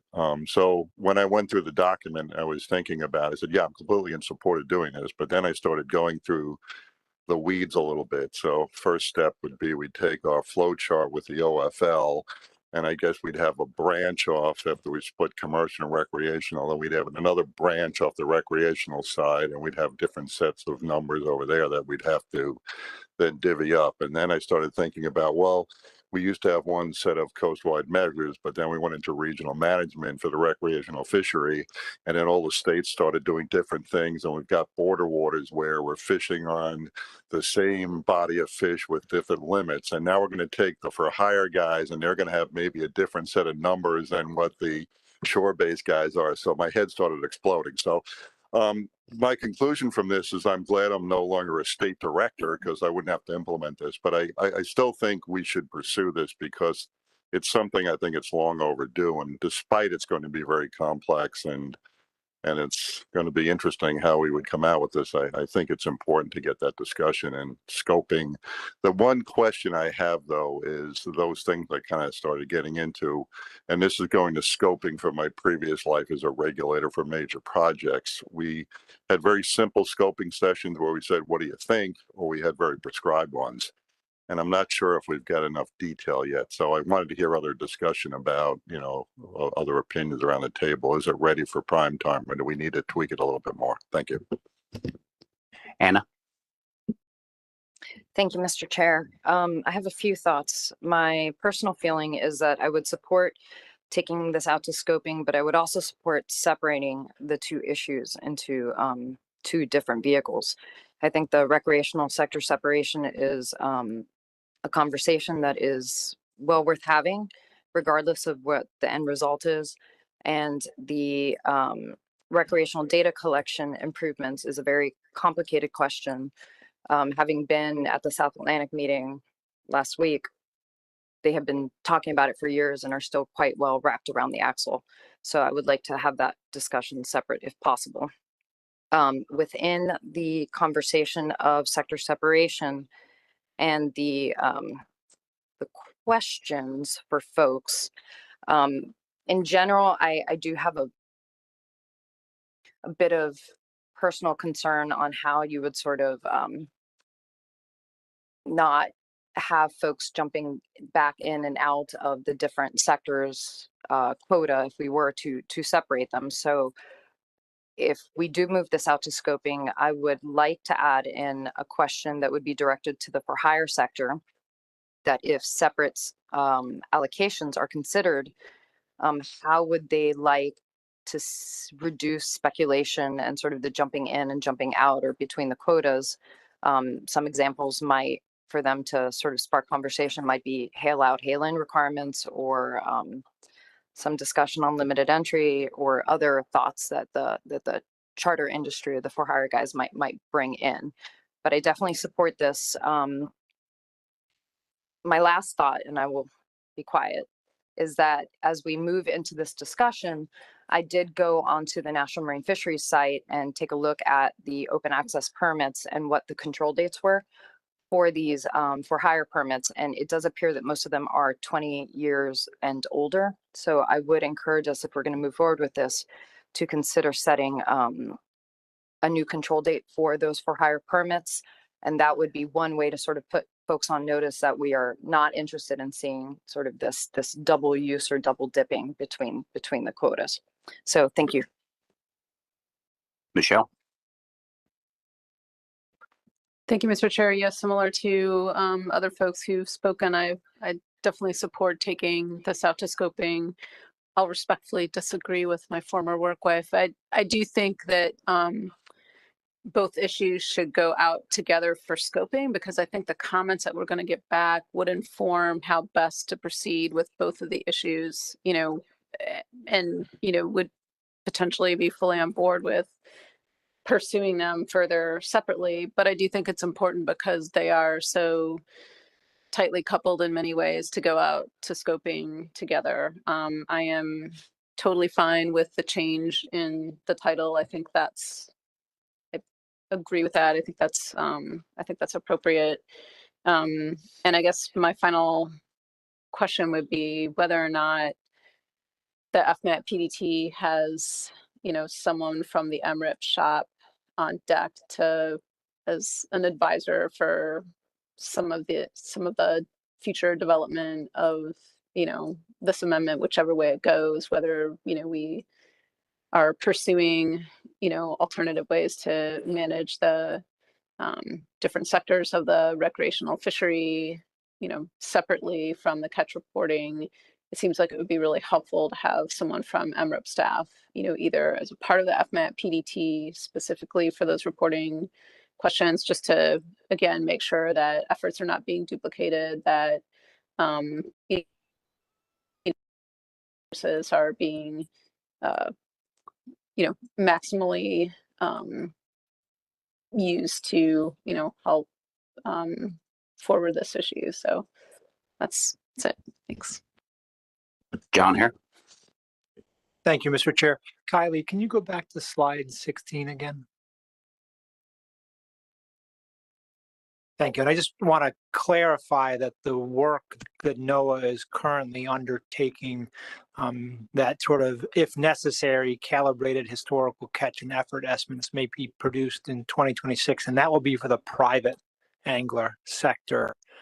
There's no expectation at this point in time that there'll be changes in the for-hire sector effort estimates. So just clarify that there's going to be that difference between the two sectors. Thank you. And I agree with Michelle, having someone from the MRIP group on this would be very good so that that sort of nuance can be captured in the development of this amendment. Joe Zamino. Yeah, thanks, Mr. Chair. This is a little bit odd sitting as the policy board chair, but at the time when this was voted on, I just want to give my opinion as a voting member of both the council and commission at the time.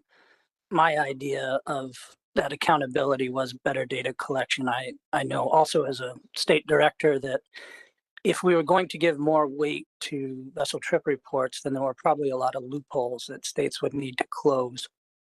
And I thought starting that in 2001 that we'd probably be close to closing those loopholes. But it looks like we might be starting this in 2025.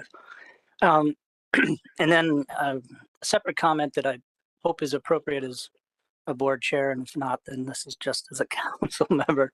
I think there's a lot of new technology coming out. You know, Jason had provided information previously on shoreside cameras, and I think there's a lot of AI, machine learning technology now that's going to help be able to digest products like satellite imagery, phone app technology that records fish, and also stuff from shore-based cameras and boat-based cameras that will really start to provide alternate effort estimates in the very near future that I think will play well into what we're looking at here. Mike Oisi. Thank you, Mr. Chairman. Just a couple comments to address some of the questions I think that staff put forth for us. You know, when I think about this process, it started a long time ago. You said 2020 when the recreational reform package was first discussed and actions started to be discussed by both the council and ASMFC. And in my mind, this is the last step in that overall bigger, more complete recreational reform initiative that I would like to see come to the end. Not that it shuts the door and we no longer have an opportunity to go back and review and revisit, but this was part of the original structure, the part of the discussion that I remember, and my memory is getting worse by the day, but I think I remember enough of the discussion that this was part of what we wanted the council and the commission to explore. And now here we are. Some of the comments that were made, I agree with a lot that's already been said. Is this complicated? It's very complicated. It's going to make things more complicated. But everything we do is somewhat complicated. I mean, the complication is part of the process that we work in. Uncertainty around MRIP, that I don't think in 2 years we're going to all of a sudden be in a place where MRIP is now going to not be questioned. So some of the concerns that I've heard over the past few days, weeks, is related to, well, are we going to do all this work only to get to a point where the information that supports that work is going to change? Personally, I'd rather the work start and get moving down that path than wait until that happens, because I don't think even in a few years that we're still not going to have questions regarding the data that support the work that's being done between now and then. And I don't know how many times over the years I've had to have the conversation about with a charter boat captain or with somebody from the private angler group about what would it look like if sector separation were available. You know, speaking more so from Maryland, we're dealing with some major changes in our striped bass fishery.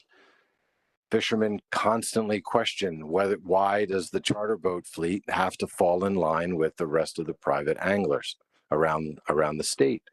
And it's a challenge. And I go back to what Jim said earlier. If the thought of trying to implement some type of sector separation within the state of Maryland, just on my own with my team, would be it would be incredibly complicated for us to get there.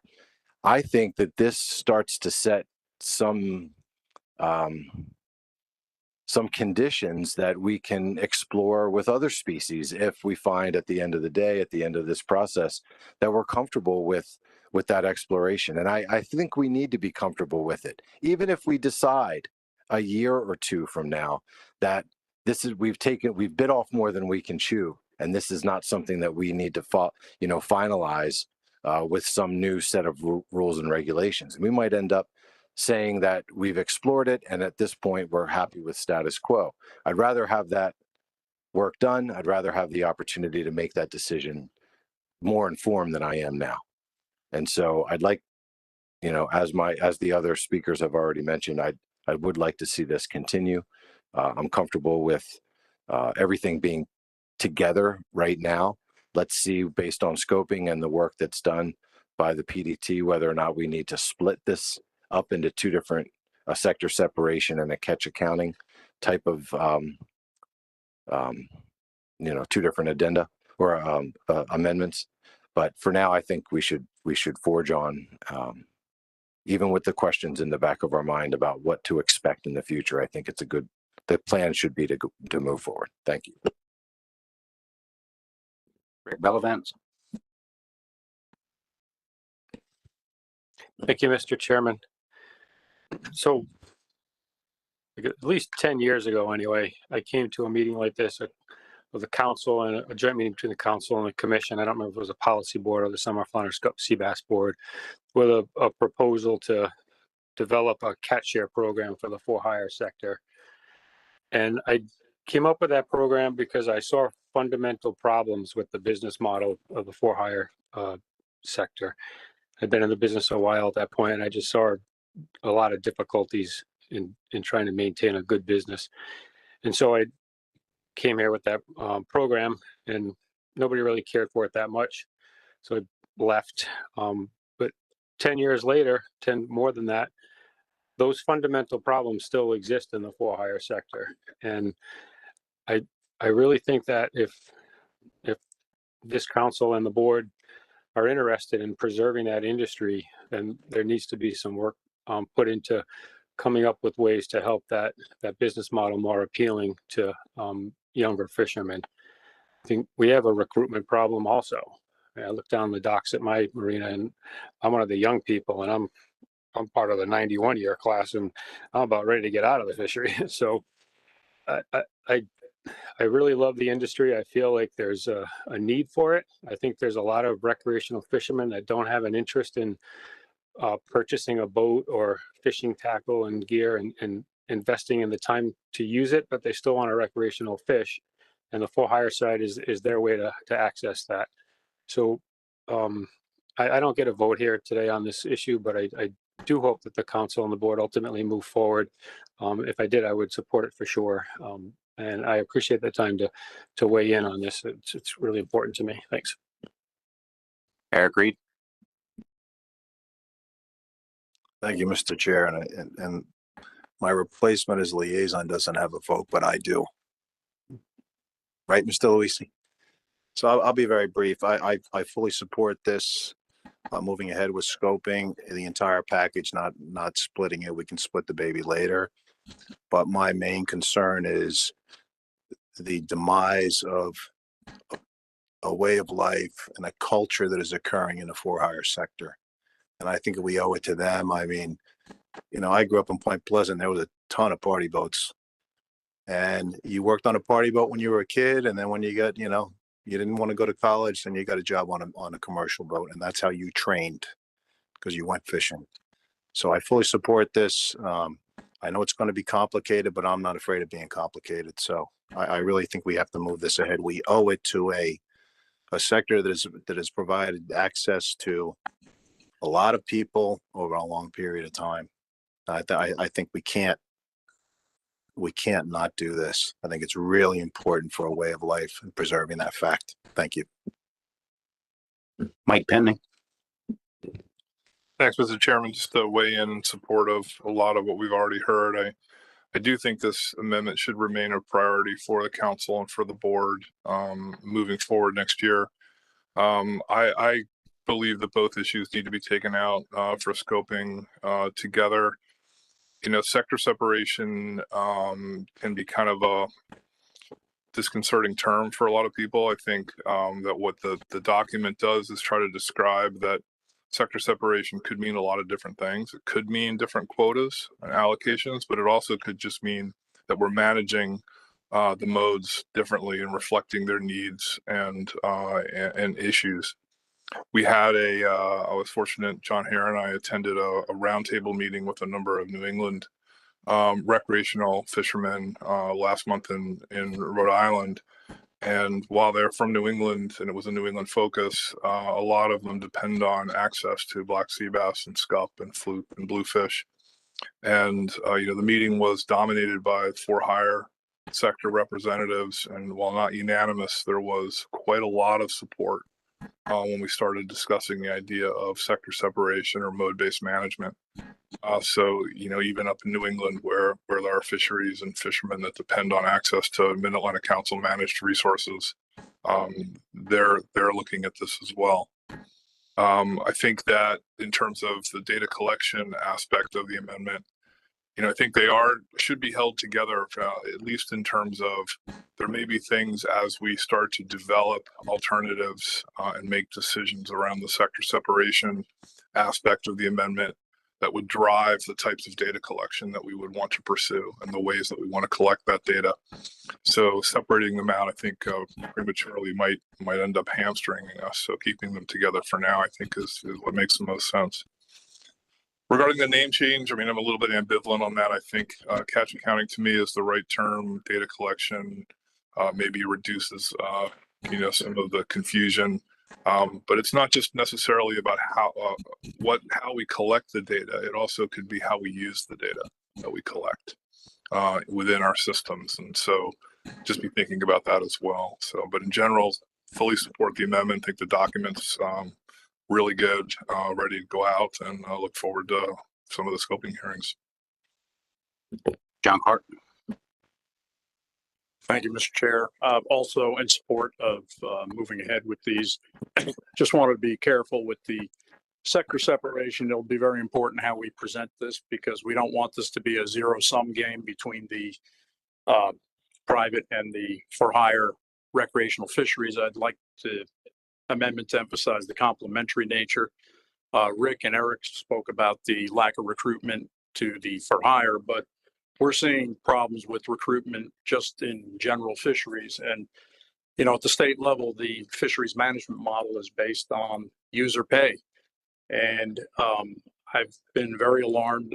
Both our federal aid apportionment has decreased over the last couple of years, and our license sales are not keeping up with population growth. And, you know, in a time of high inflation, when you're bringing in less money to do the management, and, you know, it's very visible in a small state like Delaware, where 80% of our management money is coming from licenses and federal aid. So we really, I think, need to have both sides of the recreational fishery fully engaged and do what we can to encourage recruitment. And I think this is a good way to do it, but it has to be presented in a way where they're seen as complementary, not competitive. Thanks. Bobby Earl. Thank you, Mr. Chairman. Just a comment and then a question. I can support this as it is. I think it needs to remain together. The sector separation and the accounting are the language. To me, you can't have accounting without counting, which is kind of an underlying issue with some of these. The question I would have would be, if we go down this road with sector separation and you have separate reporting requirements per sector, with, if you decide to use sub ACLs with a different CV or a different uncertainty buffer be able to be applied, given different levels of reporting requirements for each possible sector?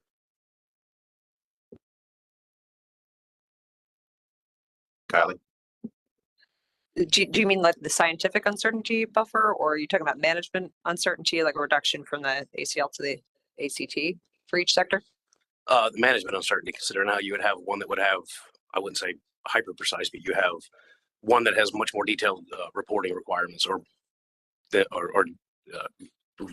reporting records than the other. So is that one of the possible, benefits of it, to where you have, if you have an increased precision in your reporting, does that equate to having a little bit better, a little bit more wiggle room in your buffer zones for setting ACLs or sub ACLs? Yeah, I think with separate ACLs, I mean, I think that the details would have to be explored a little bit more, but I think with separate ACLs, you would have separate ACTs with that, where you could consider management uncertainty differently for each sector. Greg? Yeah, we talked about something before about the younger generation getting out of the business, and it's funny because I look at Point Pleasant, the gentleman mentioned that and everything, but the thing that scares me is that the kids don't want to be in it, okay, and they, come up with this and be part of it because of the uncertainty of what we have here. This may be able to provide, some kind of certainty down the road or whatever. But when I ask the kids why they don't want to be involved in management and everything, and I have a bunch of them at the dock that work for me and up and down, and most of them say because they don't know what the future brings with it. So if this can bring any closure or anything, I think it would be helpful. But there is definitely, the for-hire fleet is dying. Okay, I'm sure you're all aware of that as we sit here, and I don't know what we can do to try to keep that way of life going, but we owe it to a lot of people that don't have boats and everything else to do that as I sit here. So anything we can do to try to provide that and to try to get the younger generation involved, I think is really important. Now, whether we have workshops with kids under 40, I don't know, to provide the input or anything else with that. But at this point, we're losing that group. And if we don't have that group, we're going to lose a way of life. So, I mean, it's coming. Tony Kearns? Thank you, Mr. Chair. I just wanted to comment on perhaps the document could get a little bit more clarity for the public on what it means to have mandatory private angler reporting, and that in some cases for like the commission, while we could say that we need to do that, but we would not have the staffing or the funds to put together mandatory reporting for the private angler community. And so that if we could make sure that the public understands that that would be a major overhaul requiring funds that we don't currently have, so that we set expectations of what we would need in order to get those things done, would be useful for the public.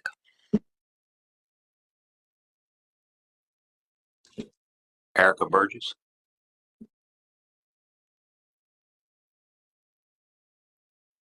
Hi there. Thank you for recognizing me. Sector separation is a complicated management approach, and there are certainly certain fisheries and circumstances where it's been successful. However, the devil's in the details. And I think one thing we need to consider is the larger overarching framework of the FMP. And I think that applies anytime we undertake consideration of management changes for our fisheries. So I look back at the Bluefish FMP's goals and objectives, and Goal 2 states to provide fair and equitable access to the fishery across all user groups throughout the management unit. And so because of that, if this document is going to go forward and go out for public scoping, I would like to see it include a discussion or a question to the public about whether sector separation would promote the achievement of Goal 2. That's the fair and equitable access across all user groups. Thank you. Jason McNamee? Thank you, Mr. Chair. I'll be brief because I'm actually really excited to hear all of the discussion. I wasn't expecting so much positivity in the discussion, so it's been really heartening to hear. But just maybe a personal comment going back to Mike Luisi's comments earlier. We made a decision a number of years back where we split this piece out, and my agreement to move forward at the time was because this was supposed to be, following behind at some point, and so it's been a little while, but I'm glad to see it moving forward. So I'm absolutely supportive of this moving forward. Some of the kind of specifics that Kylie was looking for, the title change. I'm sort of ambivalent about that, but if it's causing confusion, I don't have an issue with trying to work on the name a little bit. Definitely agree with it going out to scoping. And I was intrigued by the idea of splitting the two things apart, but listening to other folks up to now, it sounds like we can let them go out together. There are certainly connections there. So we can let them go out together and then decide later whether to kind of split them. And I'd only be okay with splitting them if we can sequence it so that the sector separation part happens first. So yeah, just excited to hear all of the comments that folks are making, where none of us are presupposing an outcome here, but just the fact that folks are willing to let this get out and be discussed. It's a lot different than what we were hearing 10 years ago, 5 years ago. I felt like I was out on an island back then, and maybe the island got a little bigger. So thanks. Roy Miller. Thank you, Mr. Chair. Thank you for recognizing me. Some of my comments have already been covered to a certain extent by Jim Gilmore, Mike Luisi, and others. But I've long harbored mixed feelings about sector separation and some misgivings about managing using sector separation. But we have been at least accounting for bluefish sector separation in terms of land use for the past couple of years. And I have to really wonder, once we get into this, are we really going to potentially close or restrict a fishery that may represent only 80 or 90% of the landings based on the ACL exceedance on the part of that particular fishery? So we need to be thinking about these types of things in advance, so we know what we have.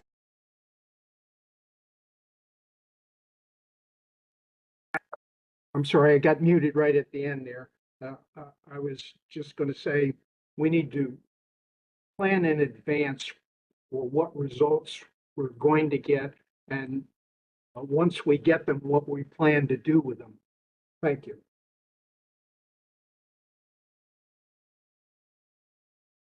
Emerson Hasbrook.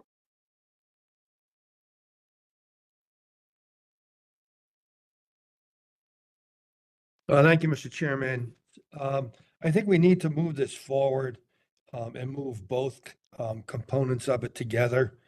It doesn't matter to me what we call it. Let's just move it forward. So do we need a motion to put this out to the public so we can move this forward, or at least have a debate about what we want to do here? Yes, we will need a motion. I'll make that for the board. Would you like to read it into the minutes? It's on the screen right now. Move to approve the draft scoping document / public information document for public comment in early 2025. I don't think we need modified today because we haven't modified it, right?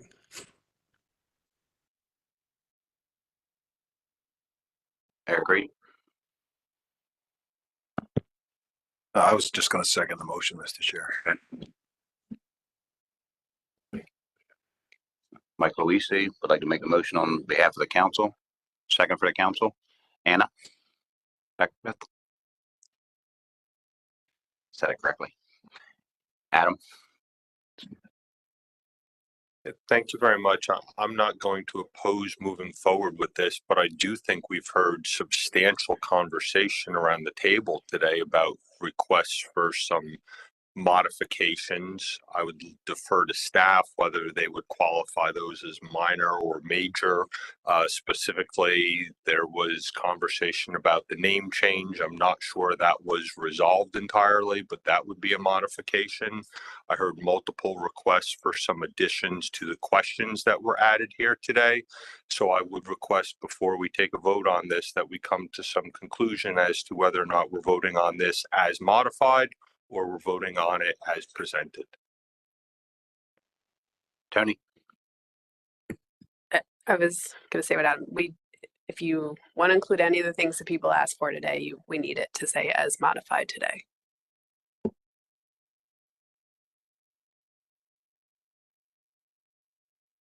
Mike, you okay with that? Mike's okay. Emerson, you okay with that? Yes, I'm fine with that. Discussion on the motion?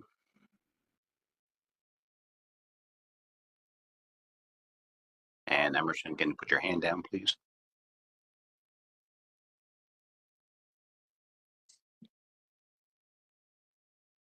Adam? So now that we've got it as modified, Mr. Chairman, I might suggest that perhaps we get a list of what those things are before we actually vote on this, just so we can make sure that it is complete. In particular, again, that name change, and perhaps also go out to the audience before we vote on this to see if they have any other requests that we might consider today. Thank you. Thank you, Adam. Eric Reed? Yeah, thank you, Mr. Chair. I mean, if that's what we want to do, we should take a break so the staff is not freaking out about it. So that'll be my first thing. But I mean, personally, I think some of the discussion around this table was really good, but those comments will come out in scoping. So I think the more general this document is, there's going to be a lot of discussion about this. My major concern is the for-hire guys, which are a very small percentage of the recreational sector, are going to get outvoted on anything that happens. But in reality, I think the more vanilla we make this document, the better off we'll be at this point. But I would suggest a few-minute break just to help out my friends down the street here.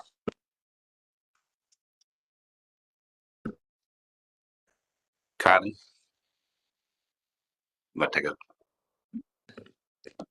Yeah, we're just discussing, we have extensive notes on the conversation, but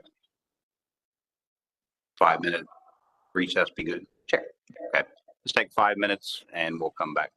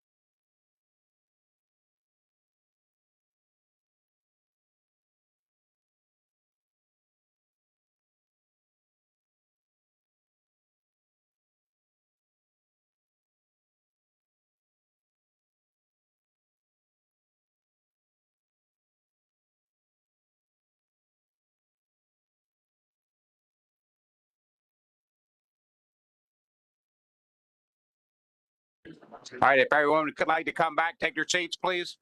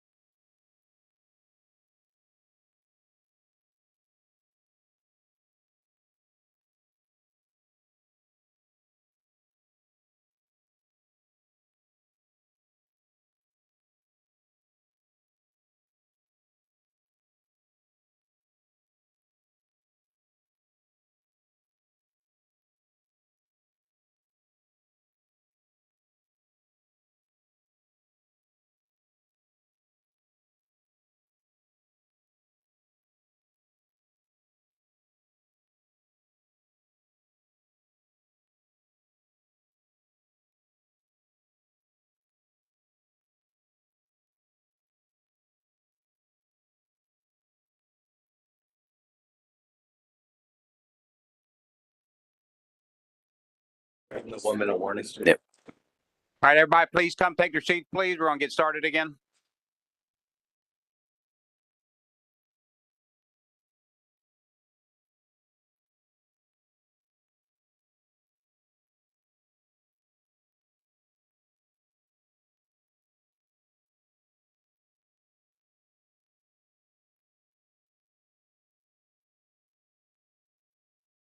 All right, Kylie, I believe you have a list ready for us. Yeah, we were going back through our notes and we have a list up here. There's the name change and adding a question that Anna raised about how to limit speculation in for hire fishery or double dipping of quotas, adding additional language that we would need additional funding or capacity for major reporting requirement changes, adding a question about how sector separation would align with FMP goals and objectives, and clarifying the language about the MRIP provisions applying only to the private sector estimates. Adam, is that good? I'm not going to be the judge and jury on this. I will tell you that I am satisfied from a process perspective, so I appreciate. And again, if there's any comments, perhaps if time allows to see if the public has anything else they think is important for us, I think that would be helpful to the process. Thank you. Thank you, Adam. Anyone else around the table before I go out to the audience? Mike Wayne? Oh.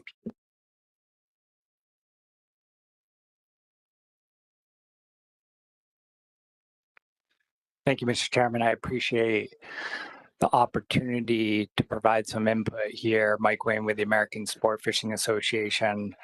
I don't disagree with the discussion here. I think we got to take this topic head on. And as the Sport Fishing Association, we represent all anglers, whether you're for hire, whether you fish on a for hire, or whether you're a private that fishes from the different shore party boat modes. We sell tackle to all of them. And so I think the exchange that Dr. Rago and I had in the earlier agenda topic kind of demonstrated the issues that we have with the recreational catch data in these fisheries. That exchange showed that in some years we exceed the OFL only to realize that fishing mortality wasn't exceeding FMSY and we weren't actually overfishing. And I think the reasons, whether we agree or disagree about the place of the OFL, the placement of the OFL, the reasons for that really are on the basis of the imprecision that we have in the data that we use to manage these resources. And my concern is that this next action on sector separation will not be immune to those data issues. There is a topic in here that will consider trying to improve the data that we use. But we all know, having been in this process for a long time now, that is not low-hanging fruit. We've been working on this for quite a long time. MAFAC has come out with electronic reporting recommendations. We've got states doing surveys, et cetera. There's a lot swirling on this topic already, and nobody has really cracked that nut. So to get to kind of what I'm looking for in terms of this scoping document, when I take a look at issue 1, that talks about the sector separation component of this, it, in my opinion, doesn't provide enough information regarding the different data sources that exist between the for-hire fleet and the MREP program.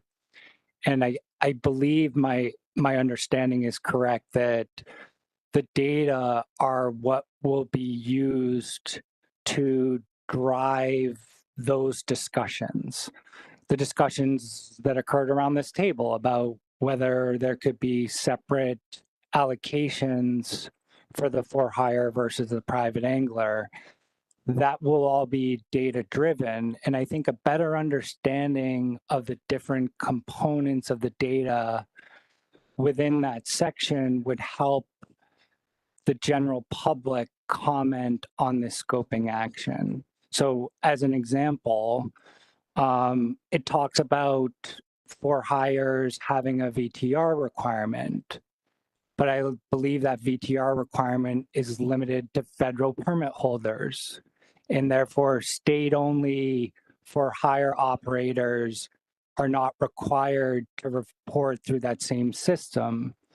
And so there are kind of nuances within the data that I think would help people understand what is the totality of information that is existing to help drive these decisions.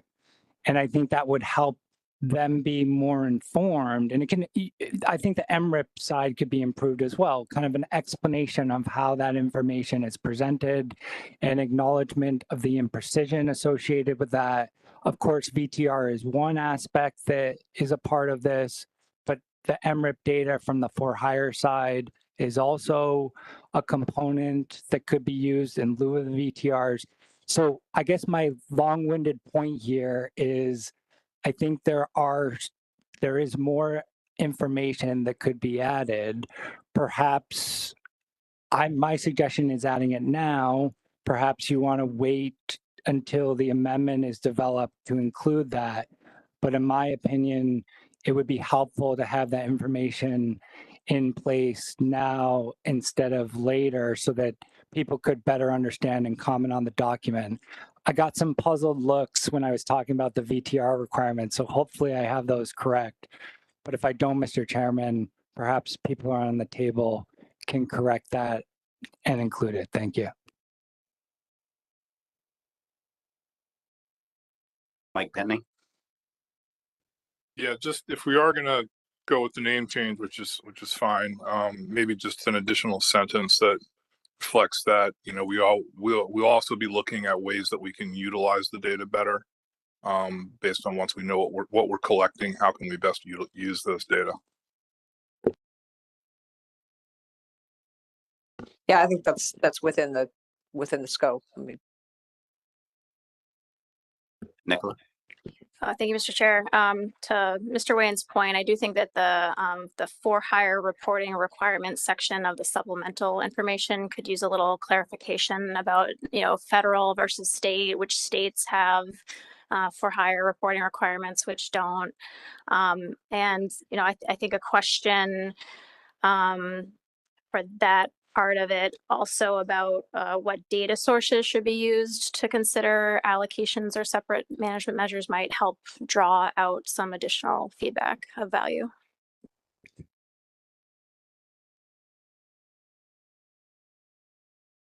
James Fletcher. Manguson required a saltwater registry back in 07 or 09. Council's never complied with it. We come forward now, recreational separation. Can you or anyone at the council level or at NOAA level give me a number of saltwater anglers? And the frustration is, if we had the number of saltwater anglers, we could have a requirement for cell phone reporting and get what data we needed. But we continue to go round and round and never get anywhere. Can the council and the board require a registry of everyone fishing either in state saltwater or federal saltwater? Manguson Act required it and someone danced around it. My question is, why are we doing this when the answer to it is a registry? Thank you for your time. James Fletcher, UNFA. Kate Wilkie.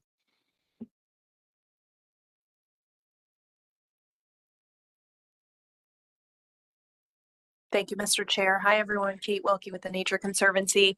I just wanted to say I was on the council in 2020 when this amendment was initiated. And since then, a lot of effort has been put into other pieces of rec reform. So I'm really pleased to see that the council and the board have come around to finally getting to a scoping period. I think the draft document is in good shape, and I think it's good that it's sort of broad. I think we're going to get a lot of a wide range of feedback. And it's really great to hear the support around the table for taking the issues out to a scoping period.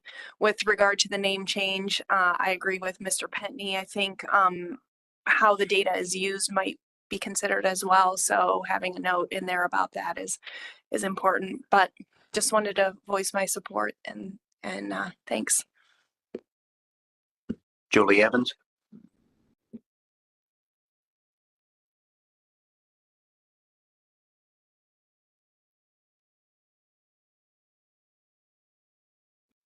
Julie, if you're speaking, we can't hear you. Yeah, Oh, we hear you now. sorry about that. I too am very happy to see this initiative finally moving forward.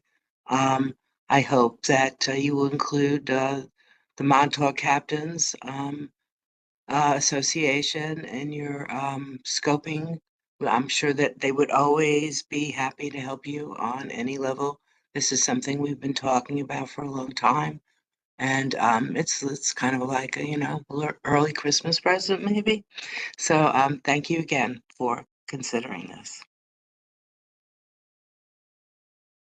Any more discussion on the motion? Kylie, could you put the motion back up, please?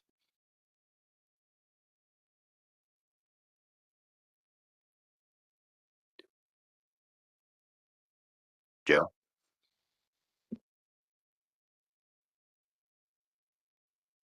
All right, thanks, Mr. Chair. We're going to move to the commission. First, I want to thank Eric and staff, Eric for the suggestion and staff for getting that together so quickly. I think that was important to have that in front of us before we call this motion. There are some concerns and reservations, yet I think I'm going to still try this. Are there any objections? And then I'll look to Tony for hands.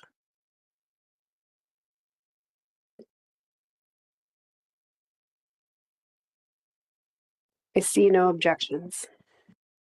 Okay, with no objections, passed by consent for the board. Thank you.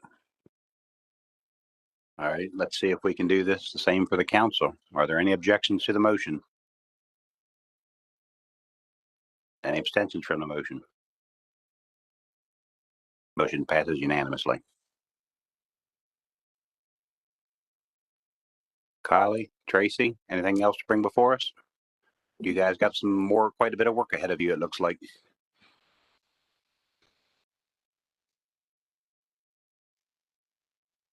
Yeah, I think we're all set. Thank you. All right, thank you very much. With that, that concludes the joint meeting with the policy board. We are a little bit behind schedule. It's amazing how quickly that happens when we get an hour and a half ahead. So even though the commission is going to be breaking, we're going to continue on. Let's do our 2024 ecosystem approach to fisheries management, the AFM risk assessment. We're going to have Brandon Muffley in person, Sarah Gacious, and Garrett DePiper remotely. Michelle, as chair of the EOP, do you have any opening comments? I think I just want to thank all of the current and recent past EOP members and advisory panel members. You know, both groups worked extremely well together, I think, to, you know, work through this very comprehensive review of our risk assessment. I think we actually started this back when Adam Nowalski was the chair of the Ecosystem and Ocean Planning Committee. So just want to thank Adam, thank everybody else for all of their contributions, and most of all to Brandon, Sarah, and Garrett. We really could not have done this without them, and for every suggestion that the committee and advisors had with respect to a possible indicator, they never said no. They were always willing to go back and try to develop something to address what the committee and advisors had to say. So just thank you to all. Great. Thanks, Council. Thanks, Michelle, for that introduction. And so, like Chair had indicated, this is going to be a tag team effort. This is really a collaborative project. We're really thankful to have the resources from the center dedicated to our risk assessment. It takes a lot of time, and I know Sarah and Garrett are super busy with lots of things, and we keep them busy with lots of stuff on the risk assessment. So I really appreciate their time, and they'll be jumping in later in the presentation. So just a quick refresher of where the risk assessment even comes from. So just to remind you that this is part of the council's EAFM guidance document that you all had approved back in 2016. And the guidance document had identified tools to incorporate the effects of species, fleet, habitat, and climate interactions within the council process. And as one of those tools, you developed this structured decision framework, which is that figure on the right-hand side. And that starts off by doing a risk assessment. So it's trying to identify and prioritize those risks, right? There's lots of things out within that you all could consider from a climate and ecosystem perspective. What are those things that are most important to the council to be thinking through? What are the risks associated with that? And so that's what the goal of the risk assessment is. You take that information, you begin to refine. There's lots of information in the risk assessment, as you'll see as we go through this. How do you sort of tease out what you really want to be looking at? What's the question that you want to dive into? Once you have your question, you go in and analyze that, typically done through management strategy evaluation. Hopefully we come out with that with some options that you would implement and monitor. And so we'll step through that here. We'll step through the risk assessment part of that.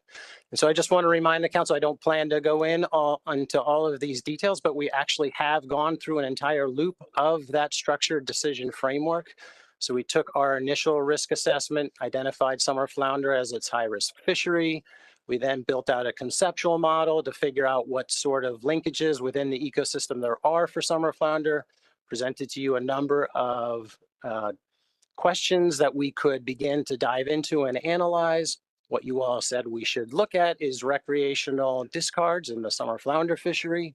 This discussion came up earlier, and while I would agree that we didn't sort of get to implement some of the recommendations in regards to summer flounder recreational discards, I think for a variety of reasons, but the recreational demand model that we utilize for our recreational management species that you talked about for all three earlier this morning and this afternoon, I don't think would be available to the council if it wasn't for the management strategy evaluation that really developed that recreational demand model specifically for summer flounder, and then we could build it out for other species. We also use the management strategy evaluation for to do some additional management strategy evaluation to evaluate the alternatives as part of the rec measures setting process. I don't think we were able to sort of build out all that we wanted to through that management strategy evaluation, but without having this initial one, we wouldn't be able to have analyzed the trade-offs associated with the alternatives that you had initially created. So I would say that going through this process did create some tangible outcomes for the council and some tangible products for you all to be thinking about. So this risk assessment does have some implications and actually does something for you all. And I'm hoping, as we step through this, you'll be thinking about other ways to implement and utilize this risk assessment information. Typically, we present this to you all on an annual basis. This usually comes to you in April. And so you'll see this in a few months from now. You'll see an updated version. But we give this to you on an annual basis so that you can look at how risk may be changing across our fisheries and our fleets. It just gives you a snapshot early in the year to see where things may be changing. And I just pulled out some examples here. So looking at some of our ecosystem level effects, you can see there's a couple where actual risk went down in a couple of different categories. But from 2017 to 2022, and then when you look at it for black sea bass, a couple of our risk elements actually increased in risk. And so this allows you to see, okay, well, maybe something's going on with black sea bass. Maybe we should dive into why things may be getting more risky across black sea bass, for example. Or what are we doing in those areas where risk went down? Maybe there's lessons we can learn there. So this is how you all look at this information, why we present it to you on an annual basis, so you can see how things are changing and understand where we may want to dive into a little bit more in the future. If you all recall, we spent all of 2023 doing a comprehensive review of the risk assessment. And we just wanted to make sure that, it had been 6 years since we created the initial risk assessment. And we wanted to make sure that this is, appropriately reflecting what risks we're currently seeing, any things that have changed since 2017, and sort of those anticipated risks, what might be going on in the future that we want to make sure we're capturing in our risk assessment. We also talked about making sure that our document can be adaptive and responsive to new changes, new information, new conditions, new council priorities. And so we'll talk about how we're hopefully making this a more adaptive document to be reflective of those changing issues. And throughout the comprehensive review, we talked about 43 different risk elements, and we finally settled in on 28. 24 of them were existing elements. We had a lot of changes to many of them, and we have 4 new risk elements. So now the risk assessment has 28 different risk elements for your consideration. So you all had approved that in October of last year. So we've been busy since then. We presented a draft risk assessment to you all back in April of 2024 because the State of the Ecosystem report that the Science Center puts together is really linked in many ways to our risk assessment. And so when updated information takes place in the State of the Ecosystem report, we can integrate that right into our risk assessment and update our indicators there. So we presented that to you all, gave a quick overview of the risk assessment then, but there were a lot of elements that were still under development or considered draft. So there were 12 of them based off of our review last year that we wanted to make a number of changes to. And so we took our time this year to work with the EOP committee and AP again to work on those 12 different risk elements. So we dug into those throughout this year. And so your report that you have for you today incorporates their feedback. Some indicators where you still need additional time. As Michelle had indicated, the EOP and AP have lots of thoughts on what we should do on these, and some of them take a little bit more time to develop. And so we're hoping, by the time we get to our 2025 risk assessment, you're able to see some of those areas that still need a little bit more work to get done. And just a quick refresher of what's in the risk assessment. So there are 4 different pieces primarily. So those are the risk elements. So we have 28 of those, right? And that's really getting at what are we measuring? And could be anything that's really could impact the council's management goals and objectives that it may have. So anything that we're thinking about in an ecosystem context, the council has narrowed it down to 28 things that we're really focused in on. And so those are our risk elements. For each element, we have a definition, and that's why are we measuring it? Why do we care? Why do we want to monitor this risk? And most of the definitions are tied around to objectives within the Magnuson Act, particularly the council's objective to achieve optimal yield. So you'll see in a lot of our risk definitions are tied to risk to achieving optimal yield. But we do have other definitions associated with, maximizing profits or maximizing participation and those types of things. But a lot of them deal with optimal yield. Then we have indicators. And so how are we measuring risk? So this is all of our data sources. It could be a time series of information. It could be a one-off study, or it could be qualitative information that council staff use potentially to inform an indicator. But it's the information we're utilizing then to support the risk ranking criteria and to define what the risk actually is. So those are the 4 components of the risk assessment. These are the slides in general that you'll see. So we have the risk element at the top. We define what that risk element is. Again, I'm not going to go into the details of this one. This is just to kind of set the stage of what you'll see on the slides themselves. There's an indicator. That's what you're seeing on the right-hand side. This is the indicator for commercial value. We're utilizing that information within the indicator then to define what our level of risk is. And these are all things that the council comes up with. You are setting what the definition is. You are agreeing to what the risk element, what the risk indicators are. You're defining what the definitions of risk are, and we're just, Sarah, Garrett, and I are taking all of that and plugging it in and actually producing the risk assessment for you all. But this is all what you all have agreed to in terms of what we should be utilizing within this document. So it's just some things to keep in mind. This is mostly what maybe a risk assessment isn't. So it's really not intended to be a comprehensive analysis of all the data and all of our concerns. This is meant to flag areas of concern. And the council then decides, okay, we want to dive into one particular area for whatever reason. And that's when you really get into the comprehensive analysis. That's when you do the management strategy evaluation. So the risk assessment itself, it's intended to utilize data and information, but it's not intended to dive into and really get a comprehensive analysis to look at it. It's meant to flag risk, and it's been meant to be informative in that way. But we do the sort of comprehensive evaluation later on. So we just want to make sure that we're capturing and tracking relative risk for a particular risk element, and decide whether or not there's more or less risk taking place, and where we want to sort of do some more further exploration. We also want to make sure that we can easily reproduce this. Like I said, there's 28 elements. We have multiple indicators for many of those elements, so it takes some time to create this and update it on an annual basis. So we want to make sure we can do that relatively easily.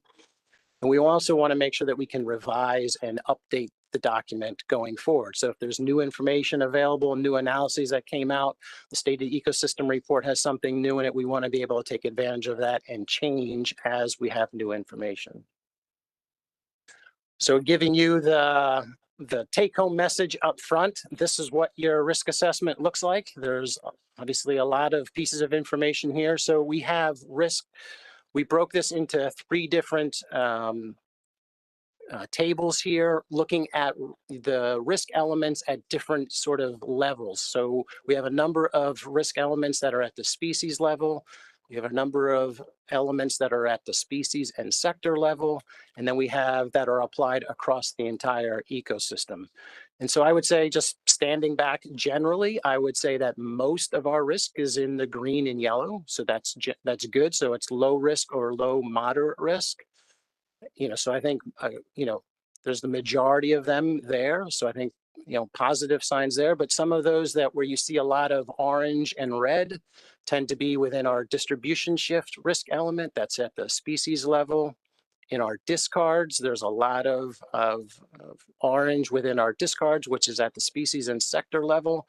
And a number of our ecosystem level risk elements are red and orange. So that's generally where I would say our most risk areas are, either at an element or across, when you're looking across the different elements.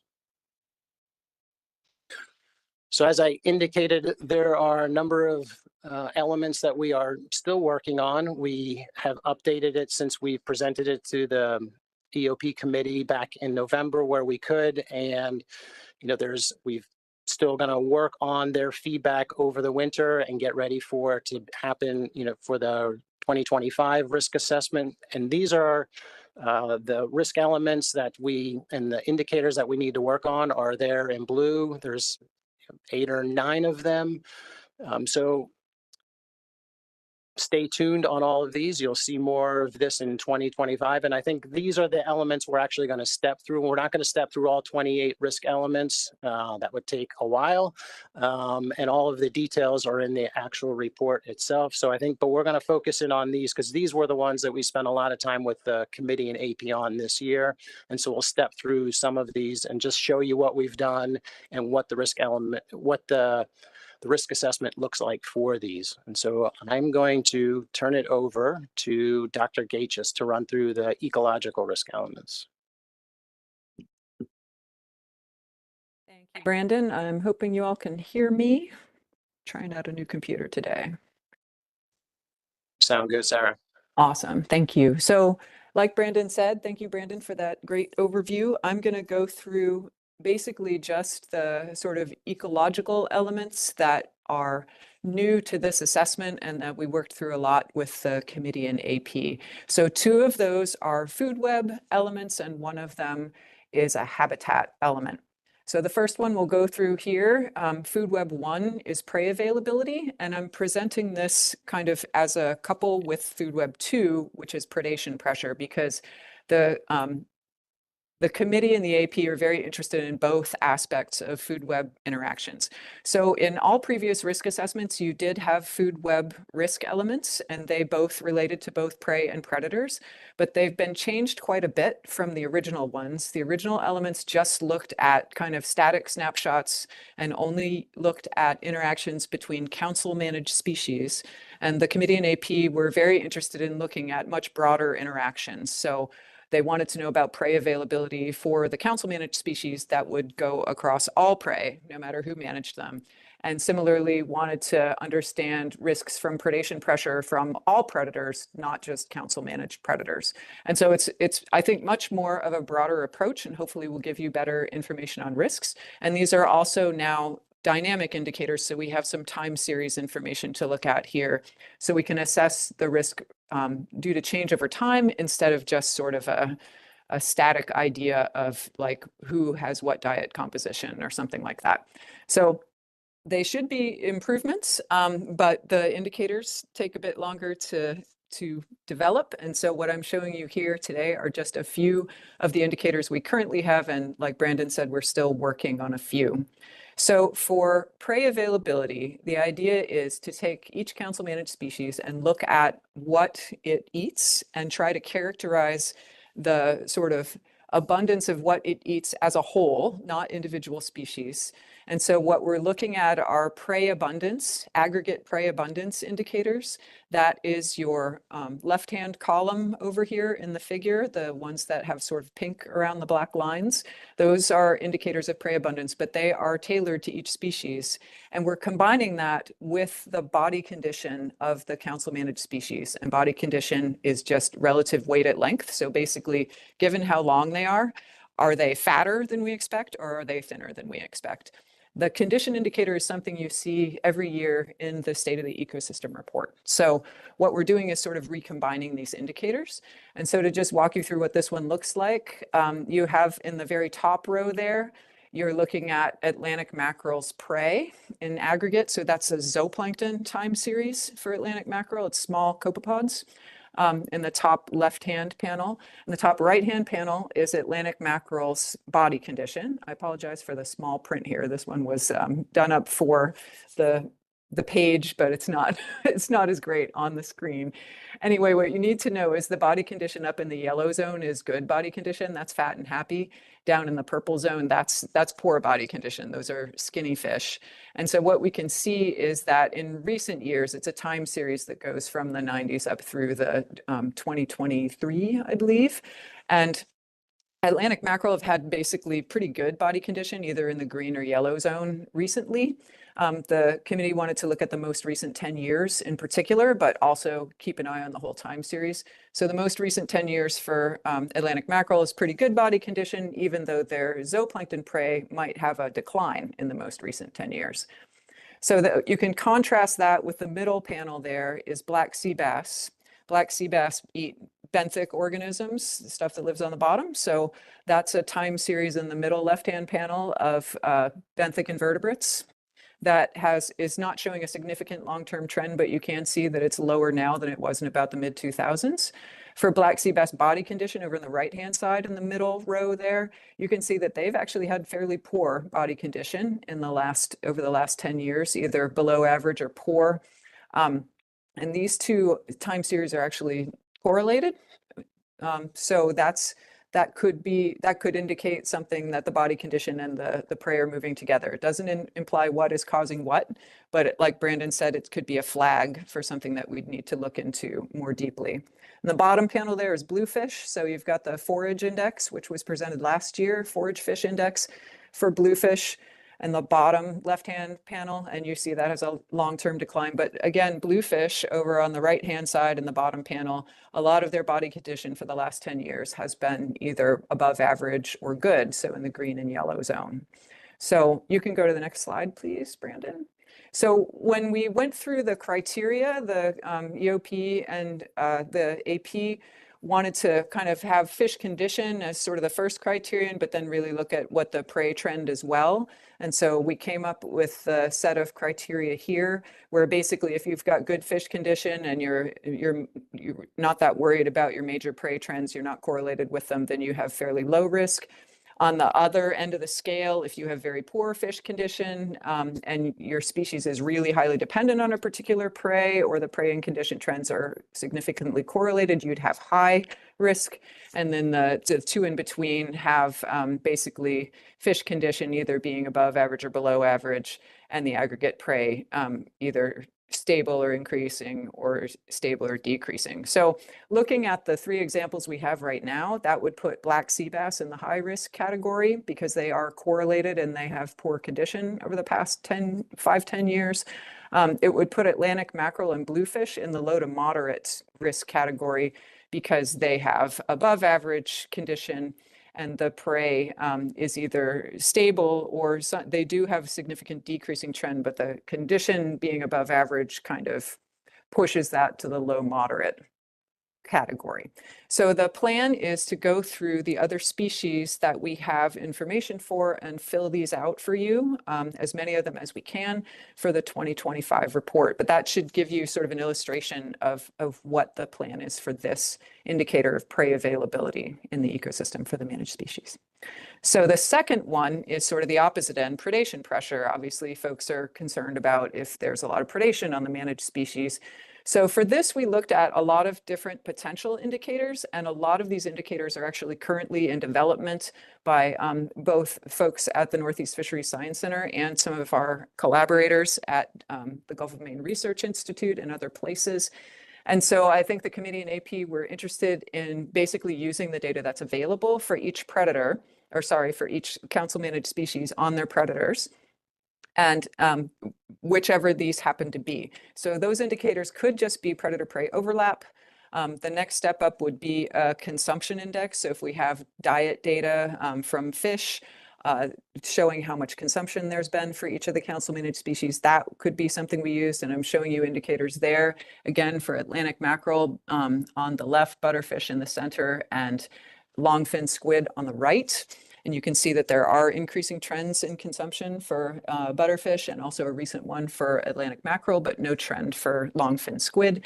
The other thing that's in development for some of these species is called a predation pressure index. And this is a similar idea, but what it does is brings in information from possibly seabirds or from seals, which the example you see there is in development for the Atlantic mackerel assessment, includes predation by dogfish and seals and northern gannets. And that is something kind of showing this potential trend in predation mortality overall. And then probably the thing we would be aiming for would be model-derived predation mortality from a food web model. And we do have these models in development right now and in testing to come online in the pretty near future. So you can go to the next slide, please, Brandon. So given that, here's what the committee and AP were interested in for risk criteria. So in general, it's, if predation pressure is really a low proportion of overall mortality, then the risk level from predation pressure is low.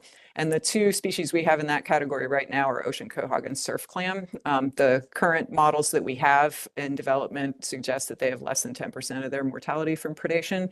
So they would rank low for these.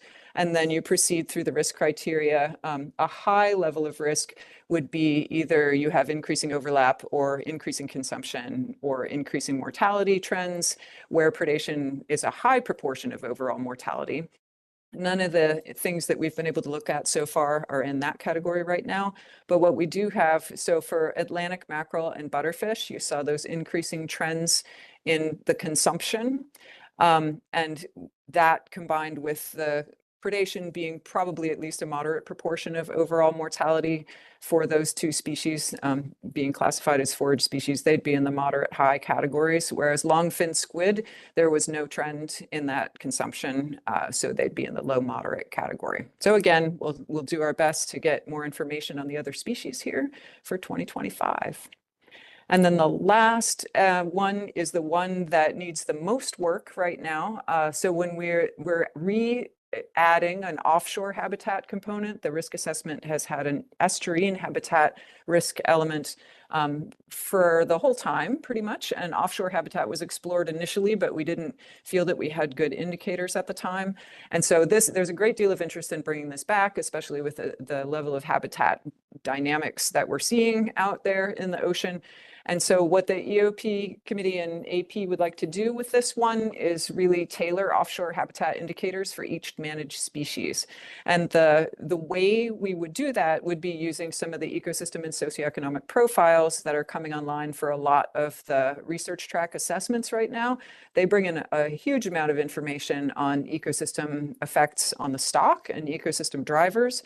And so this is a great resource for us to look through and decide what some of the indicators might be. So for example, you've had a bluefish ESP presented a couple of years ago when bluefish had a research track assessment, and the conceptual model you're seeing down there is just showing different life stages of bluefish and what might be good at that stage or bad at that stage for bluefish. So things that are blue are good for bluefish. So certain temperatures, but things that make things difficult for bluefish might be higher temperatures and red. And so picking out some of the habitat covariates here that we think are affecting bluefish at different life stages, in particular the life stages that are maybe a bottleneck, would help us derive the indicators for habitat in this category.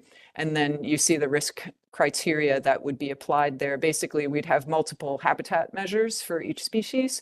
And if we don't see any trends in them, we'd have fairly low risk. On the other end of the spectrum, if we see a decreasing trend in the offshore habitat indicators for a lot of measures, that would be high risk. And so that's the plan.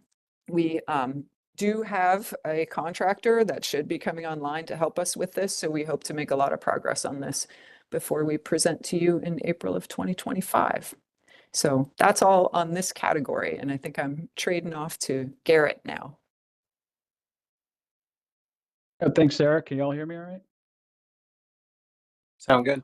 All right, wonderful. I'm going to be presenting two categories, and then I'll switch back to Sarah for the last one within the social component of the system. The first one is the first risk element is recreational fleet diversity. This element is defined as the risk to maintaining equity and recreational access to fisheries resources. It's estimated or it's assessed at the ecosystem level. And the indicator that we use is recreational fleet effort diversity as represented by an effective Shannon index.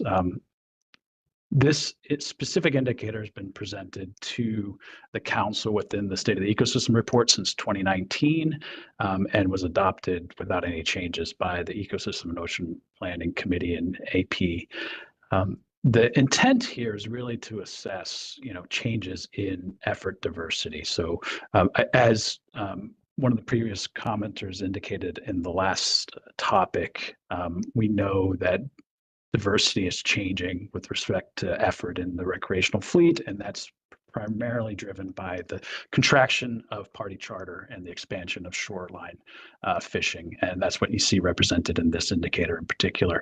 The risk levels themselves or the criteria, low is no trend in the diversity measure, low to moderate would be an increasing trend or high variance in the diversity measure.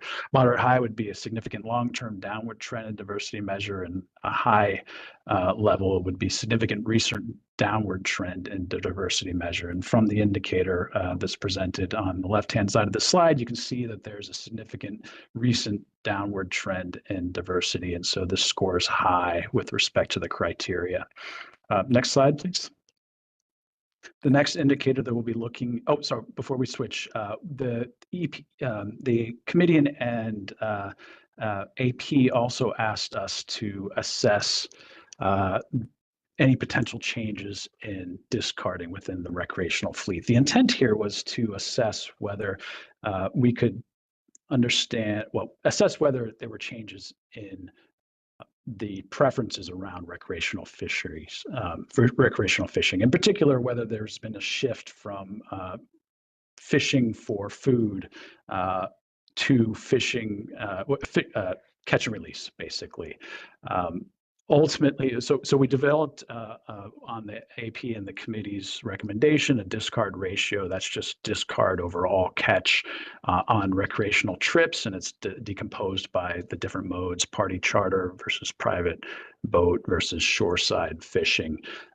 And ultimately, the AP and the committee decided to continue to monitor this, but not incorporate it directly into the risk assessment. And that was predominantly for two reasons. The first is, if you look at the three different indices up on the slide, you'll see that from 2010 onwards, they're pretty flat. They seem to be bouncing around a mean more than anything else. And so there doesn't seem to be a whole lot of information in terms of shifts here.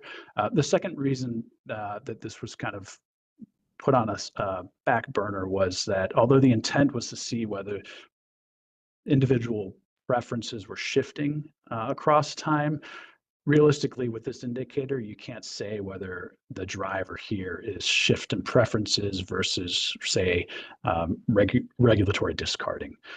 And so the AP and committee felt like this was important to continue to monitor, but not to directly incorporate into the risk assessment. And there was also some indication that the AP and committee would like us to innovate around this. There was a recommendation that maybe we could use some of the information coming out of, say, for example, the surveys that underpin the recreational decision support tool to assess whether these preferences are shifting across time. And so I think in the background, we'll be doing some innovative work with respect to how we can assess whether things are changing or not. Next slide, please. The next element we'll be looking at. Brandon, next slide.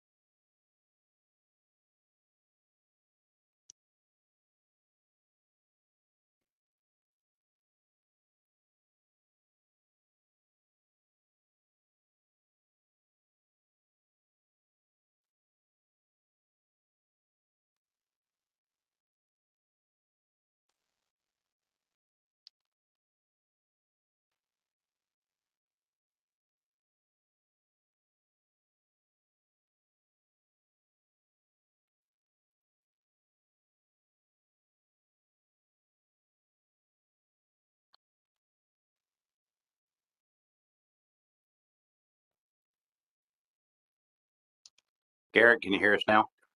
Yes, I can. Can you hear me all right? Yes, we lost you quite a while ago. Okay. Apologies for that. Was it on this slide or was it before this slide? Yeah, Garrett, you were describing why the two reasons why the committee and AP decided not to utilize this indicator at right now. Oh yeah, no problem. I can pick it up there and we can fill in with questions afterwards if there are still some outstanding questions on this front. Yeah, so two main drivers of that decision was that first off, if you look from 2010 onwards, you can see that the indicators are relatively flat, meaning there's not a whole lot of information coming out of these indicators in recent history. The other reason is that although this indicator was originally developed to assess potential changes in preferences, in reality, we can't really ascribe any changes in this indicator to any direct driver. So we can't tell the difference with respect to whether this is being driven by shifts in preferences versus changes in regulatory discarding, say, for example. And so the AP and the committee felt like this was an important these are important indicators to continue to monitor, but not to directly incorporate into the risk assessment itself.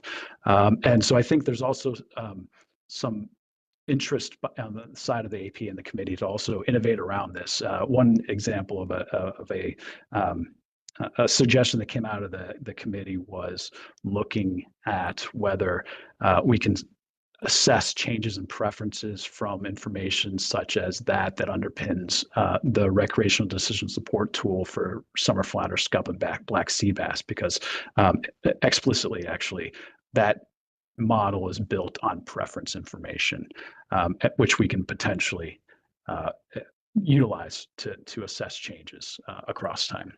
So more to come on this front, I think, as we move on. The last one I'll be taking on is the commercial fishing production. This element has been incorporated in one form or fashion into this risk assessment since its inception. Originally, it tracked only U.S. seafood production. The committee and the AP really felt like it should be expanded and look at all landings and not just seafood production. And ultimately, what the committee and AP recommended is tracking both council managed seafood production as well as all landings to kind of ensure that we're tracking two different facets that are important to the council and the management system. So the risk elements, or the definition as well as the risk criteria were changed to consider two as opposed to a single indicator. On the right-hand side, you can see the two indicators that they ultimately settled on. The first is all production, as I mentioned, in the Mid-Atlantic region, and then the second one is the domestic or the council managed seafood production. The element itself is applied at the ecosystem level or assessed at the ecosystem level, and we're looking to assess the risk of not optimizing domestic seafood production as well as total commercial fishery production in the Mid-Atlantic. The risk criteria: low is no trend in landings, low to moderate risk is increasing or high variability in landings, moderate to high risk is a significant long-term decrease in one metric of landings, and high risk is a significant recent decrease in multiple metrics of landings. And you can see from the image on the right that there's a significant long-term trend and a decrease in one of the metrics, and so the risk score is moderate high on this one. And I will tag Sarah back in for the next indicator. That's all from me. Thank you, Garrett. So the next one here has been an element that's been assessed since the beginning, but what we've done is updated the indicators quite a bit. And so due to the update in indicators, we changed the criteria slightly. So this is all based on NOAA Fisheries Community Social Vulnerability Indicators, and some have been added since we originally did this, and others have been sort of turned into different indicators, which we're also going to use. So the idea here is we want to look at the ecosystem level at the potential vulnerability of communities to large-scale events, but that could be things as varied as regulatory change, natural disasters, or climate change. And so what we did was summed up the community social vulnerability indicators. There are 3 in the In the first category, which is environmental justice type of indicators, there are 2 in the economic category, which is the middle column there of the table. And then there, I think, are 3 more in the gentrification risk category. And so the idea here is very similar to what was done before, which is to basically count up the number of communities that have moderate, high, or high risk scores under any one of the indicators in the categories, and see what proportion of all communities fall into that category. And the idea being if you have 2 or more high scores, that is what would change your risk ranking. So a little bit of background on this, basically these indicators are calculated for all of the communities along the US, actually throughout the country. And what we did was kind of filter the communities that had either for commercial fishing met some criteria of having either high landings, high number of permits, high number of processors, or that same type of information, but high on a per capita basis. And similarly for recreational fishing, the communities that were used for this set of indicators also had similar indicators for recreational fishing. So they were either high for the community or high on a per capita basis for the community. This way, we're including both big communities that have a lot of fishing and small communities that have sort of more people involved in fishing, but there's just fewer of them. So it's an attempt to be inclusive. And the new data is from 2022, and the previous data we'd been using in the risk assessment was from 2016. So what you can see here, there's a lot in here, so I won't try to go through all of it, but it's detailed a bit more in the report. When you do total up the numbers of the proportion of communities, either commercial or recreational fishing communities, and some communities could be both, you can see that we have about 48% of the commercial fishing communities have 2 or more of these categories with high risks. And for recreational fishing communities, 34% of them have 2 or more of the categories with high vulnerability. And so that puts us in a moderate to high risk level for fishing community vulnerability overall. Now, there's another set of indicators that are coming online in the State of the Ecosystem report this year. And although the Ecosystem and Ocean Planning Committee and the AP weren't quite ready to fold them into this set of criteria yet, they did want to review them each year. So on the next slide, I'll show you what those look like. What we have here, in the previous assessment, we had static indicators of climate vulnerability for each community. And now what's being developed are time series indicators of fishing community vulnerability, and they'll be presented in the State of the Ecosystem report in 2025. So you're getting a little preview here. What you can see on the right-hand side, there is a map of communities that have low to very high climate vulnerability. This is based on the revenue streams and the climate vulnerability of the species that are contributing a lot to revenue in each community. There's many other facets to this data set. So this is just the first example that we're showing, but you can see based on the fact that we have some climate vulnerable species in the region, there's a lot of communities that are relying on those species for their revenue. And so what you can see over in the time series plot is the proportion of mid-Atlantic communities that have either very high, moderate, or low climate vulnerability. And you can see that the majority of them are either in the high or very high vulnerable categories. And so these are not currently included in those criteria, but I think they do kind of lend credence to the moderate to high risk ranking that we get from the other indicators. And I think the plan is to continue looking at these and possibly develop criteria to bring them more formally into the risk assessment as time goes on. So that's all I've got on that one. And then I think we go to Brandon. Great. Thank you, Sarah. Thanks, Garrett. So I'm going to touch on, I have 3 elements that I'm going to cover. These are 3 that the committee and AP spent the most time on within the management area. So the first one, we have 2 of them associated with offshore wind. In the previous risk assessment, offshore wind was sort of qualitatively considered in our other ocean uses, and I'll touch on that in a second. That's changed, and we've separated out now offshore wind. So we have one risk element that's associated with biological and ecosystem. So it's the risks of not achieving OY due to biological impacts to stock productivity, distribution, and ecosystem on structure and function. So there's a lot to this one. I just want to give a huge thanks to Tori Kentner, who's the brains behind all of this. So if you like it, all the credit goes to her.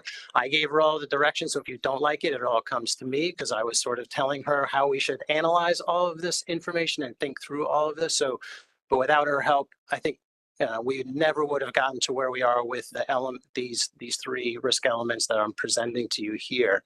And so we went back and forth. We had some different approaches that Tori and I first worked on that we presented to the committee in AP. They said, thanks, that was good, but try it a completely different way. And so this is the new way that they had presented on. So we were originally thinking of utilizing some habitat models that Tori and her team have been creating, but didn't quite work out. The committee and AP were really interested in utilizing the most recent data, and the modeling efforts are still utilizing. They're getting updated with the new information, but we don't have them ready yet. So we had to take a different approach. So we're looking at the spatial overlap with the trawl survey, but looking at just the proportion of the stations that actually caught a particular species across the entire survey footprint, and then the number of those stations where that species was caught within a wind energy area, and looking at that overlap over two different time periods. So from 2014 to 2018, and compare the amount of overlap or catch of a particular species within a wind energy area from 2019 to 2013. And the committee and AP were also interested in weighting that spatial overlap, right? So that depending upon where a particular wind lease area is at in its development, the impacts may be different. So if a wind energy area is only in planning, there may not be any potential impacts, versus something that's under construction or operational, the impacts are likely to be higher. And so that figure on the right-hand side is just looking at the different development stage of the wind energy areas across these two different time periods so that we could come up with a weighting overlap. And then we have our risk criteria. Whether, low risk is that there's no observed overlap between a particular species and the wind energy area. Low moderate is decreasing or similar trends. Moderate high is slight increases in that overlap, and high is large increases in that overlap. And so this is what we came up with. For the most part, when you look at these smaller time blocks and you begin to weight them, the amount of differences under these small time blocks, you don't see as much overlap between the catches within the wind energy areas. And so most of the risk is low moderate risk for many of our species, or low risk. And some of that is, we don't have anything for surf clam and ocean quahog. Again, this is just utilizing the trawl survey. And so we don't utilize the trawl survey for surf clam and ocean quahog. So we don't have anything for this particular one.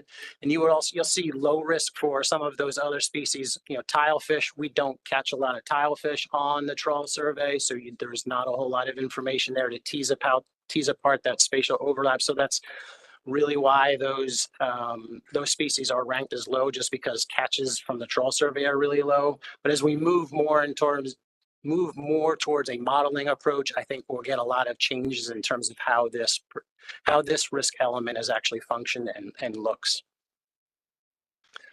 So then our other offshore wind is looking at fishery access and science. And while those two are very different, science and the access to the fishery, they're both looking at access issues, right? Whether or not the trawl survey can actually get into a wind energy areas to support stock assessments versus the fleet, whether or not they can get into the wind energy area. So we're looking at access across both of those particular issues, and that's why we put these two together. And so it's looking at the risk of not achieving optimal yield due to fishery impacts, due to sort of these access to the areas and increasing scientific uncertainty. So again, we looked at so we have two different indicators here. One is looking at the proportion of fishery revenue generated within the wind energy area. So the Science Center and Garfo has and it's included in the State of the Ecosystem report. They put together on an annual basis for each stock the amount of revenue that's coming out of our wind energy areas. So we looked at that over the most recent 5 years to determine the amount of revenue that could potentially be impacted within the wind energy area. And then our second indicator is, again, looking at the spatial overlap by species and strata. So what Tori had done here was we looked at all the strata, for example, for summer flounder, and we removed strata that never caught a summer flounder across the entire time survey. And we just looked at those strata where summer flounder were caught. We looked at the amount of spatial overlap then that the wind energy area has on that per strata basis. And so that's what you're seeing in the upper right-hand corner. It's really small, but you'll see lots of sort of purples and light greens. So there's anywhere from, I even got lit up my glasses, 0 to 15 to 20% spatial overlap for many of the different strata that we have. We also applied a weighting system here, similar to what we did in the previous offshore wind, right? So if a wind energy area is under construction, your access is likely different than those just in the planning stage. So this is what the weighting factors we looked at. This is the wind energy development for 2023, and then you applied a new weighting. And so you can see when you apply this weighting scheme, it actually looks quite a bit different depending on the wind energy area. So most of it is actually, there's less spatial overlap on a in a weighting scenario, because most of the wind energy areas are still under planning. We only have one that's under, that's operational, and there's some, so the planning phases certainly impact how you look at this. And so you take those indicators, and we applied it here. And again, we have some similar issues because the trawl survey doesn't capture all of our species. We can't utilize those indicators for those stocks. And so most of our species that we do have the indicators for fall out as low to moderate risk. The only one that scored out a little bit higher was black sea bass, where the commercial revenue within the wind energy area sort of is moderate, and so it trips and moves into that moderate high risk for black sea bass. And this is the last risk element. This is other ocean activities. I said previously we had other ocean uses where offshore wind used to be accounted for. We've pulled that out, and now we're looking at other activities. So that could be aquaculture, it could be marine monuments, it could be anything that would sort of limit access to the fisheries, non-fishing sort of activities that could limit access to our fisheries. And so for here, we use the habitat model that Tori and her team have been working on. We use that habitat distribution model and looked at the spatial overlap of the habitat distribution, and we looked at 4 different non-fishing activities. So those were shipping channels, the Frank Lautenberg deep sea coral zone, Stellwagen Bank, National Marine Monument, and what was the other one? The Northeast Canyons, and that's up there in green. So we calculated the spatial overlap for those particular activities, compared that to the spatial habitat distribution, and we come up with the spatial overlap is pretty low for most of those. The ones where we have the most overlap is with shipping channels, not surprisingly, but the risk associated with that, the way we've characterized it here, is I carried over the wrong table here. This does not include any revenue. This is just looking at spatial overlap. So the criteria that I have here is wrong. I carried it over from the previous risk element. Sorry about that. So, but this just looks at the amount of spatial overlap that we have, and they all come out as low risk. We don't have that for as many species because we don't have the habitat distribution model yet for all of our species, but once that comes online, we'll be able to fill this in for more species. And the committee and AP had also had identified some other ocean activities that we can include in the 2025 risk assessment. So we'll be working on that. Only a couple more slides. So for today, we're presenting to you the final risk assessment. So happy to take any feedback and direction that the council may have, since this is the first time you're looking at the comprehensive look at the risk assessment, so that we can work on it over the winter and present anything new and update it to you in 2025. That's what we'll work on. The plan is to present the 2025 draft report to the EOP committee and AP for any feedback before we bring to you the final report in April. And I just want to sort of highlight where we could potentially utilize this report. We started off this presentation with how it was utilized in our structured decision framework within our EAFM guidance document. And so I think there's a lot of application there. I think there's many other areas where we could begin to incorporate this sort of risk assessment information. Some of the things that the committee and AP talked about were developing and feeding it into our fishery information documents. So maybe we could incorporate more of a climate or risk component to our fishery information documents as a sort of dedicated section within those. When we develop our AP fishery performance reports, we could talk about these risk assessment, the risk elements for those relevant species. We could ask the AP to provide some feedback on those risk elements. There's a lot of work happening at the center on ecosystem and socioeconomic profiles, and Sarah had touched upon that there. I think there's a lot of integration of information that's coming out of that and where we can feed that into our risk assessment and utilize that information. Our SSCs, we have an ecosystem and economic work group, so I think these indicators could help support some of the work that those two groups are doing. Dr. Rago had presented to you back in October the findings of the national SSC meeting, and risk assessments were one of the recommendations that came out of that. The Mid-Atlantic Council and really the North Pacific Council are probably the most furthest along in developing of risk assessments. And I think a lot of other regions are turning to utilize risk assessment information to support their management areas. And so, we're ahead of the game here, but I think we want to keep building on that momentum and where we can integrate our work going forward. And I think the SSC coming out of that national SSC meeting is really interested in how they can integrate risk assessment a little bit more into their work.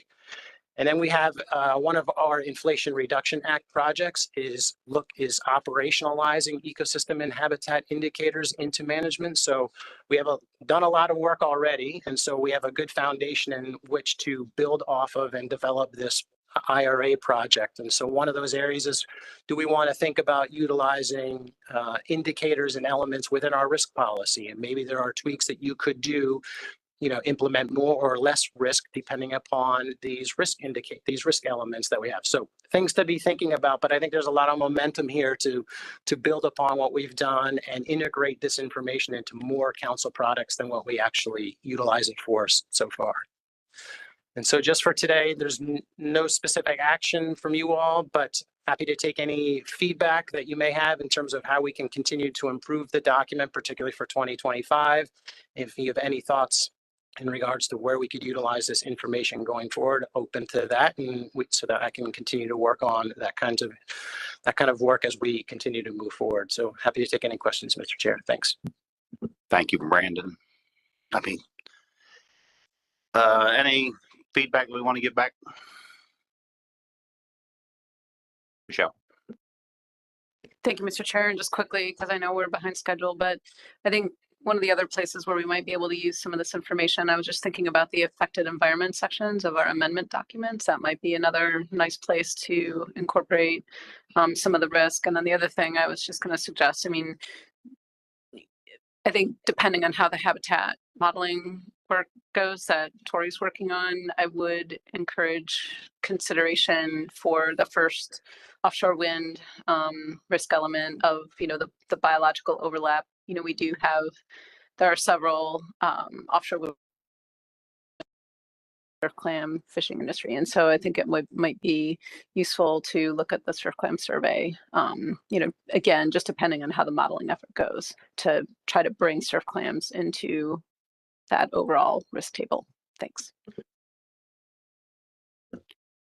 Anything else for Brandon?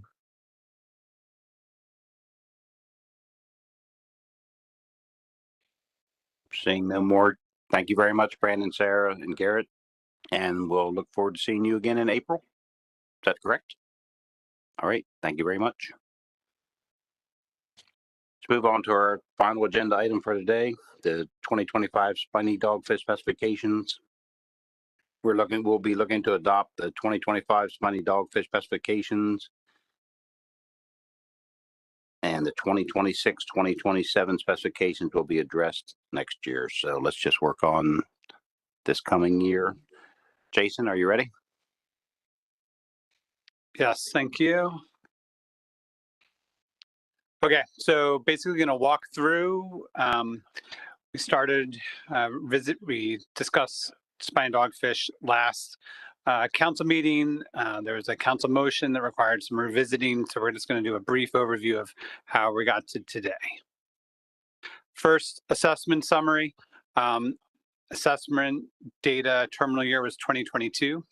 It estimated the biomass, which for spiny dogfish is spawning output, was just above the target.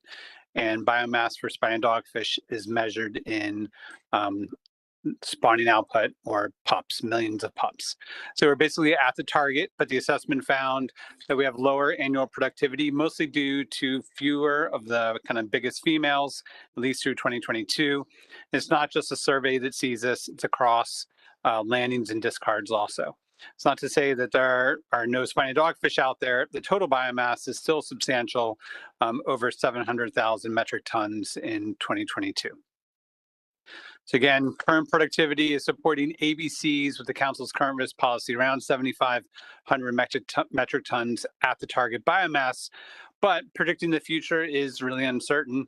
And there's a good bit of uncertainty with spiny dogfish, especially on growth and environmental processes going forward.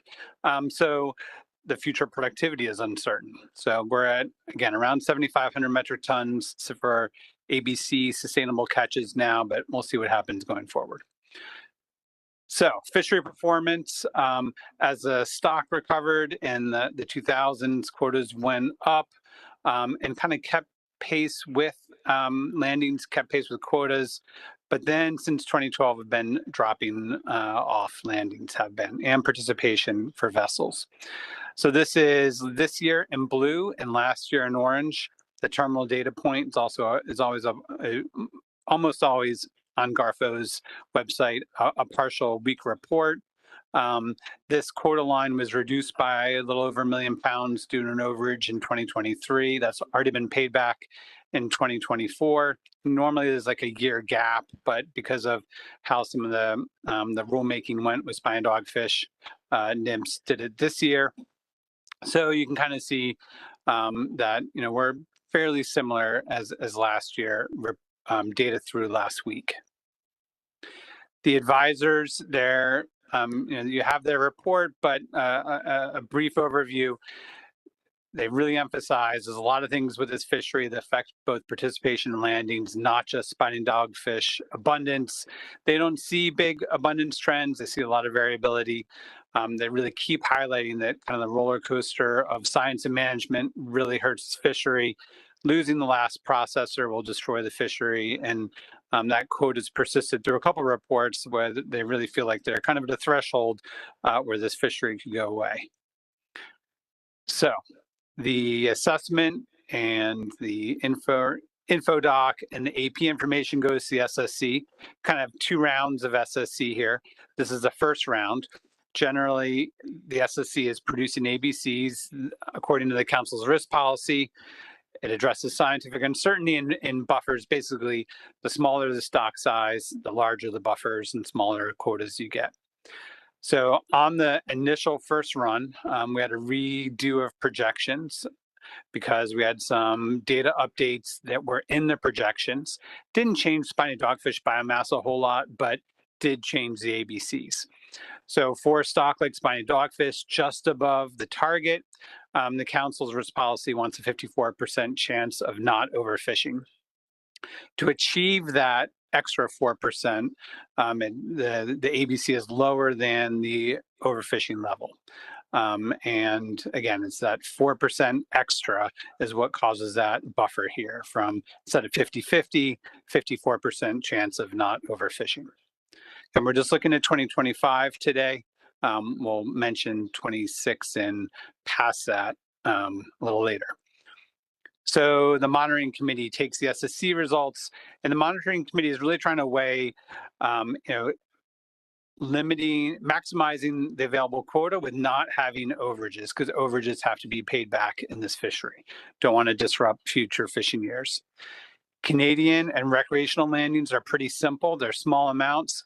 Discards and potential management uncertainty buffers, that's more complicated, mostly because it's larger amounts and affects the quota more. And this figure just shows last few years, discards have been around 3,000 or 4,000 metric tons.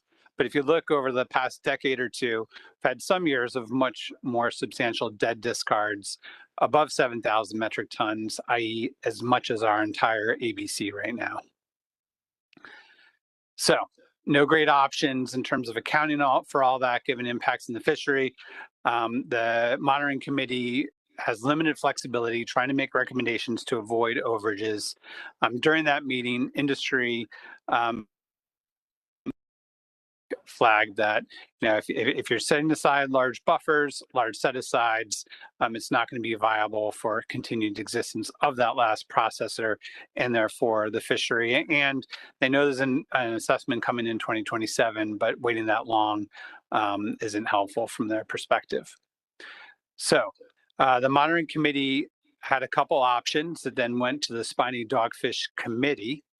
And the Spiny Dogfish Committee took two of those options and created a blend of them, basically taking the midpoint of a 5-year average set aside for discards and applying the 2022 discard ratio to the ABC. The monitoring committee teased out there's some pros and cons with each one. The Dogfish Committee decided that midpoint was a reasonable way to deal with the uncertainty of what we might get for discards, and flagged that we are kind of expecting some less effort with some of the small mesh trawl that's contributed a lot to discards recently, and they're expecting that to likely be lower. There was also a committee recommendation to request NOAA emergency action to kind of maximize the quota. That's been eclipsed by events a bit, and we'll talk about that coming up. So that midpoint that the committee came up with was about 8.6 million pounds for 2025 quota. So that went to the Mid-Atlantic Council's October meeting, and kind of wrestling with some of these issues. The result of that was the Mid-Atlantic Council had a motion to task the SSC that they were suspending the risk policy that creates that buffering and calculating an ABC that equals the OFL, i.e. an acceptable biological catch that has a 50% probability of overfishing. And Dr. Rago has a few slides here on the SSC meeting that address that council motion. Hopefully, okay. Yes. Yeah. Thank you, Jason. Yeah, I'll be very quick. We had about 10 cents worth of computational effort on this and about $10 worth of commentary. The council, as Jason described, suspended its risk policy, asked us to set the OFL equal to the ABC, which was 7,626 metric tons. This, of course, has an overfishing probability of 50%. And I think it's important to add that the ABC recommendation did not include any additional scientific considerations. So next slide, please. Some of our concerns included the fact that, of course, the productivity of this resource has declined. The research track suggested that there are reductions in growth rates, lower average size, they're skinnier, complementing some of the work that Brandon, Sarah, and Garrett presented earlier. They're maturing at an earlier age, and there's reduced fecundity at length. Collectively, that implies less harvest per unit of total biomass. Right now, we're harvesting at about 1% of total biomass, given current selectivity patterns of females and males. And I'm sure this topic will come up, but this is conditional on the present exploitation patterns in the fishery. The size and sex composition differ from those for discards, differ from those in the landings. And so if In the future, there are paybacks required under catch accounting methods and so forth. They should probably be considered as part of the package as you get more undersized females and lots of males in the discard, as opposed to the landings, which consists primarily of larger females. Next slide, please. The SSC, of course, understood and sympathized with the economic conditions, but just noted that we didn't really have enough to evaluate any of the economic risks of them. I mean, the assertions by industry are very strong and persuasive. We did have strong reservations about the absence of a buffer between the OFL and the ABC. Simulation studies that have been conducted suggest that stocks don't do very well when fished at FMSY. The effects of overfishing are pervasive and tend to be longer lasting than the effects of underfishing. The absence of criteria for when a formal risk policy should be modified or abandoned, really is something that probably needs to be addressed, to avoid it simply being a matter of convenience. And again, there's a lot of text in our report that emphasizes the importance of maintaining the risk policy, which I think is a hallmark of the Mid-Atlantic Council. We did not include any statement, nor was any requested for best scientific information available. Next slide, please, my final. We do talk a bit about the risk of and uncertainty. That there's a potential for exceedance of the OFL in 2025. That would be largely conditional on the potential for high discarding rate. There's a general lack of aging and growth curves. These are being supplemented through research sponsored by the Mid-Atlantic Council. It was noted that recent changes to protect sturgeon are altering already in initial tests of the gillnet selectivity.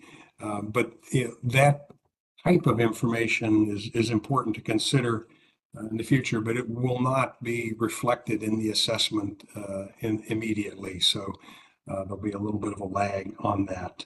And we noted that the current ratio of mature males to mature females is consistent with the higher rates of mortality on mature females. And then finally, a comment that's often been echoed in this is that the slow kind of life history of spiny dogfish really doesn't allow for very rapid recovery, if they become depleted. Right now, they are above the BMSY level.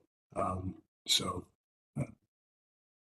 that basically concludes my presentation. I turn it back to Jason for further summary there. Thank you. Thanks, Paul. So again, we're focusing on 2025. The Science Center is going to reproject 26 and 27 later in 2025. Probably be looking at similar ABCs and OFLs as we've been dealing with now. So this issue is probably not going away. We'll have kind of our normal AP committee meetings going through 2025, just flagging, at least on the draft priorities document implementation plan. The council has a framework to review the spiny dogfish accountability measures.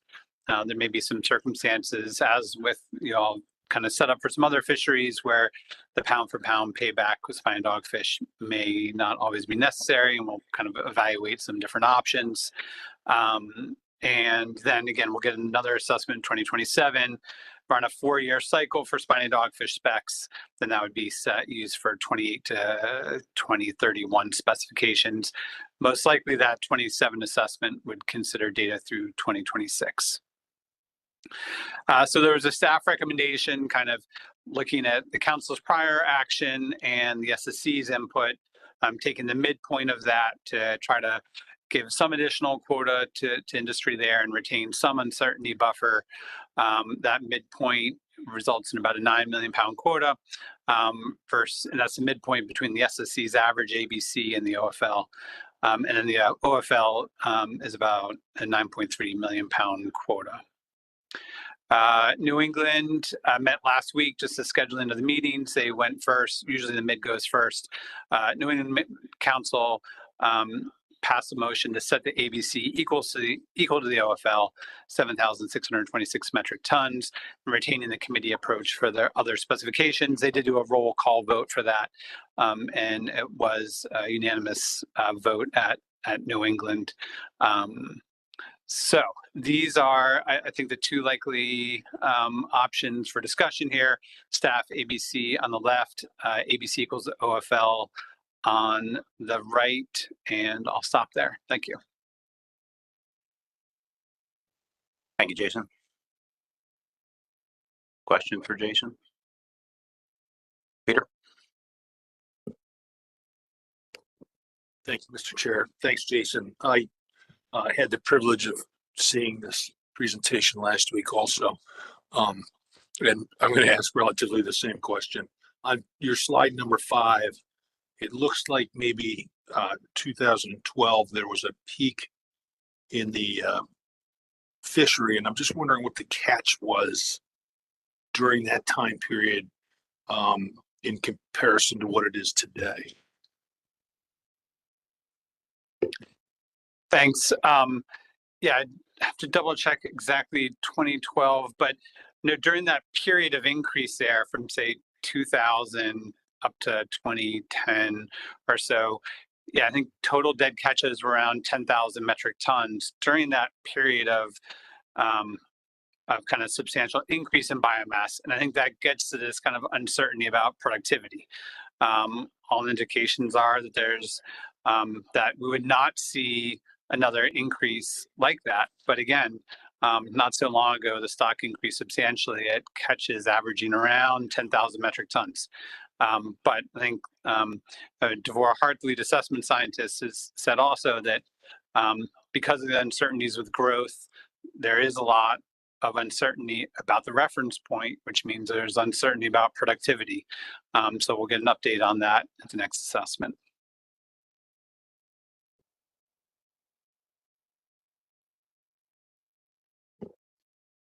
Anything else for Jason? Any questions? Anyone in the audience? James Fletcher?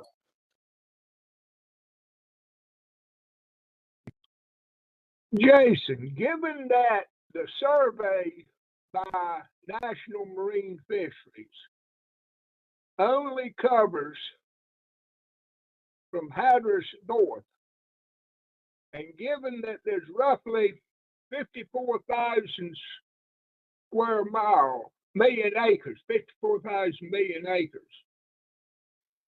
this comes out that we're not allowing the industry, well, let me rephrase that, to prove that the science that we're using is incorrect. I would like for the council members to calculate the number of pounds of fish or the number of fish that we're going to allow industry to catch against the square miles or acres that are out there. And when you run the figures, they're supposed to be, according to what we're doing, less than 1/10 of a pound per acre, or given 443,000 to the square feet to the square mile. We should not be able to catch but 1 pound or 2 of dogfish out there per tote. Something is wrong with the science. Now, I know I have not made much sense, but the council could go to National Marine Fisheries and ask them for the square miles or acres in the total EEZ. Like the survey that Dr. Rago sent me, but the total EEZ, because these dogfish from satellites travel the total EEZ. And if there has ever been a case to prove that the science is totally incorrect, totally, then comparing what they're saying we can catch against the square miles, it's so simple to see that the science is incorrect.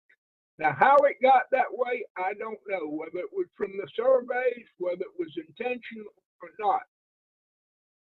But if there are more dogfish out there than what these calculations are, and you combine the male and the female for the last 30 years, less than 10% of the harvest has been males. So we should be able to have a male fishery. But guess what? The council, in its wisdom, has not allowed a male fishery. So we need to get some honest science behind this, and this is no reflection on Dr. Rago or Jason, but the science that we're using right now is incorrect. And if we put the last processor out of business, then we will no longer have a fishery. And I do not know anybody that would go back into it when the last processor goes out of business. And I am totally disgusted as an advisor and as a former fisherman. I am totally disgusted with this management. Thank you for the United National Fishermen's Association.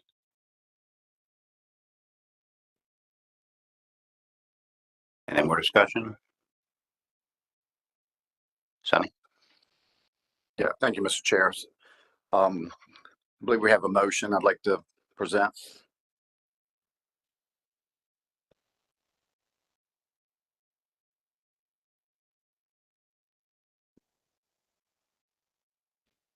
Would you go ahead and read it, please? Yes, the council recommends that fishing year 2025 OFL equals ABC for spiny dogfish at 7,626 metric tons, and follow table 2 from the November 27th, 2024 Mid-Atlantic Fisheries Management Council staff memo for all other specifications.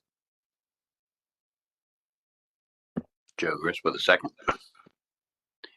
Any discussion on the motion?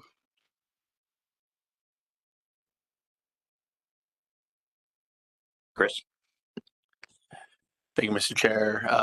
It's getting late. I'm not going to stretch the meeting that longer than it needs to be, but I do need to raise my concerns about setting the ABC at the OFL. I listened to the SSC meeting and took the concerns raised by the SSC very seriously. I know it's a difference of about 300,000 pounds, which isn't a whole lot.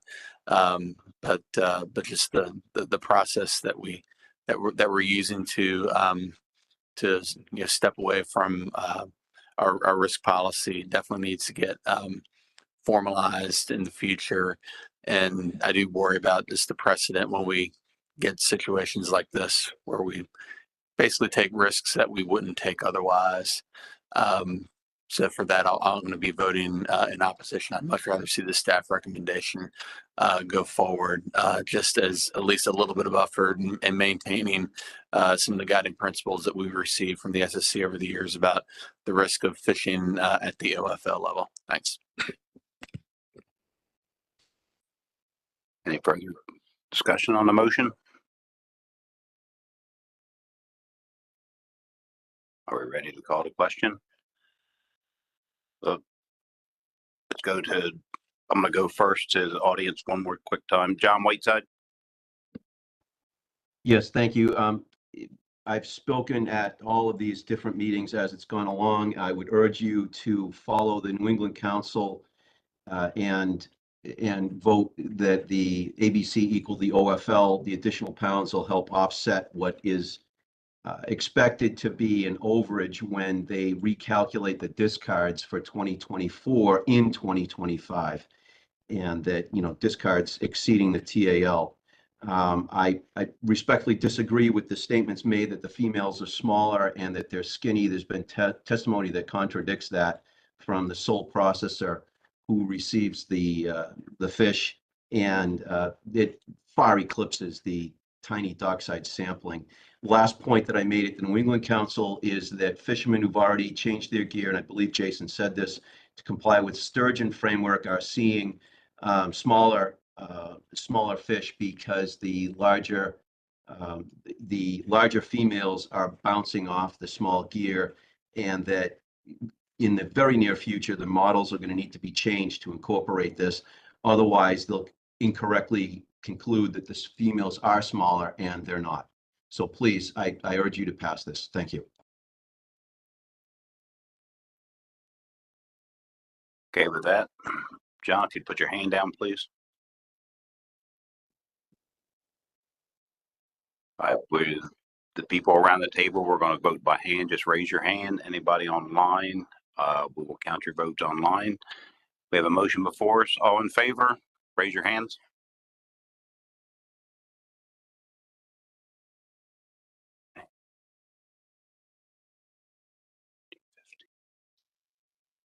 And 3. And I got 3 online. Okay, 18 in favor, please put your hands down.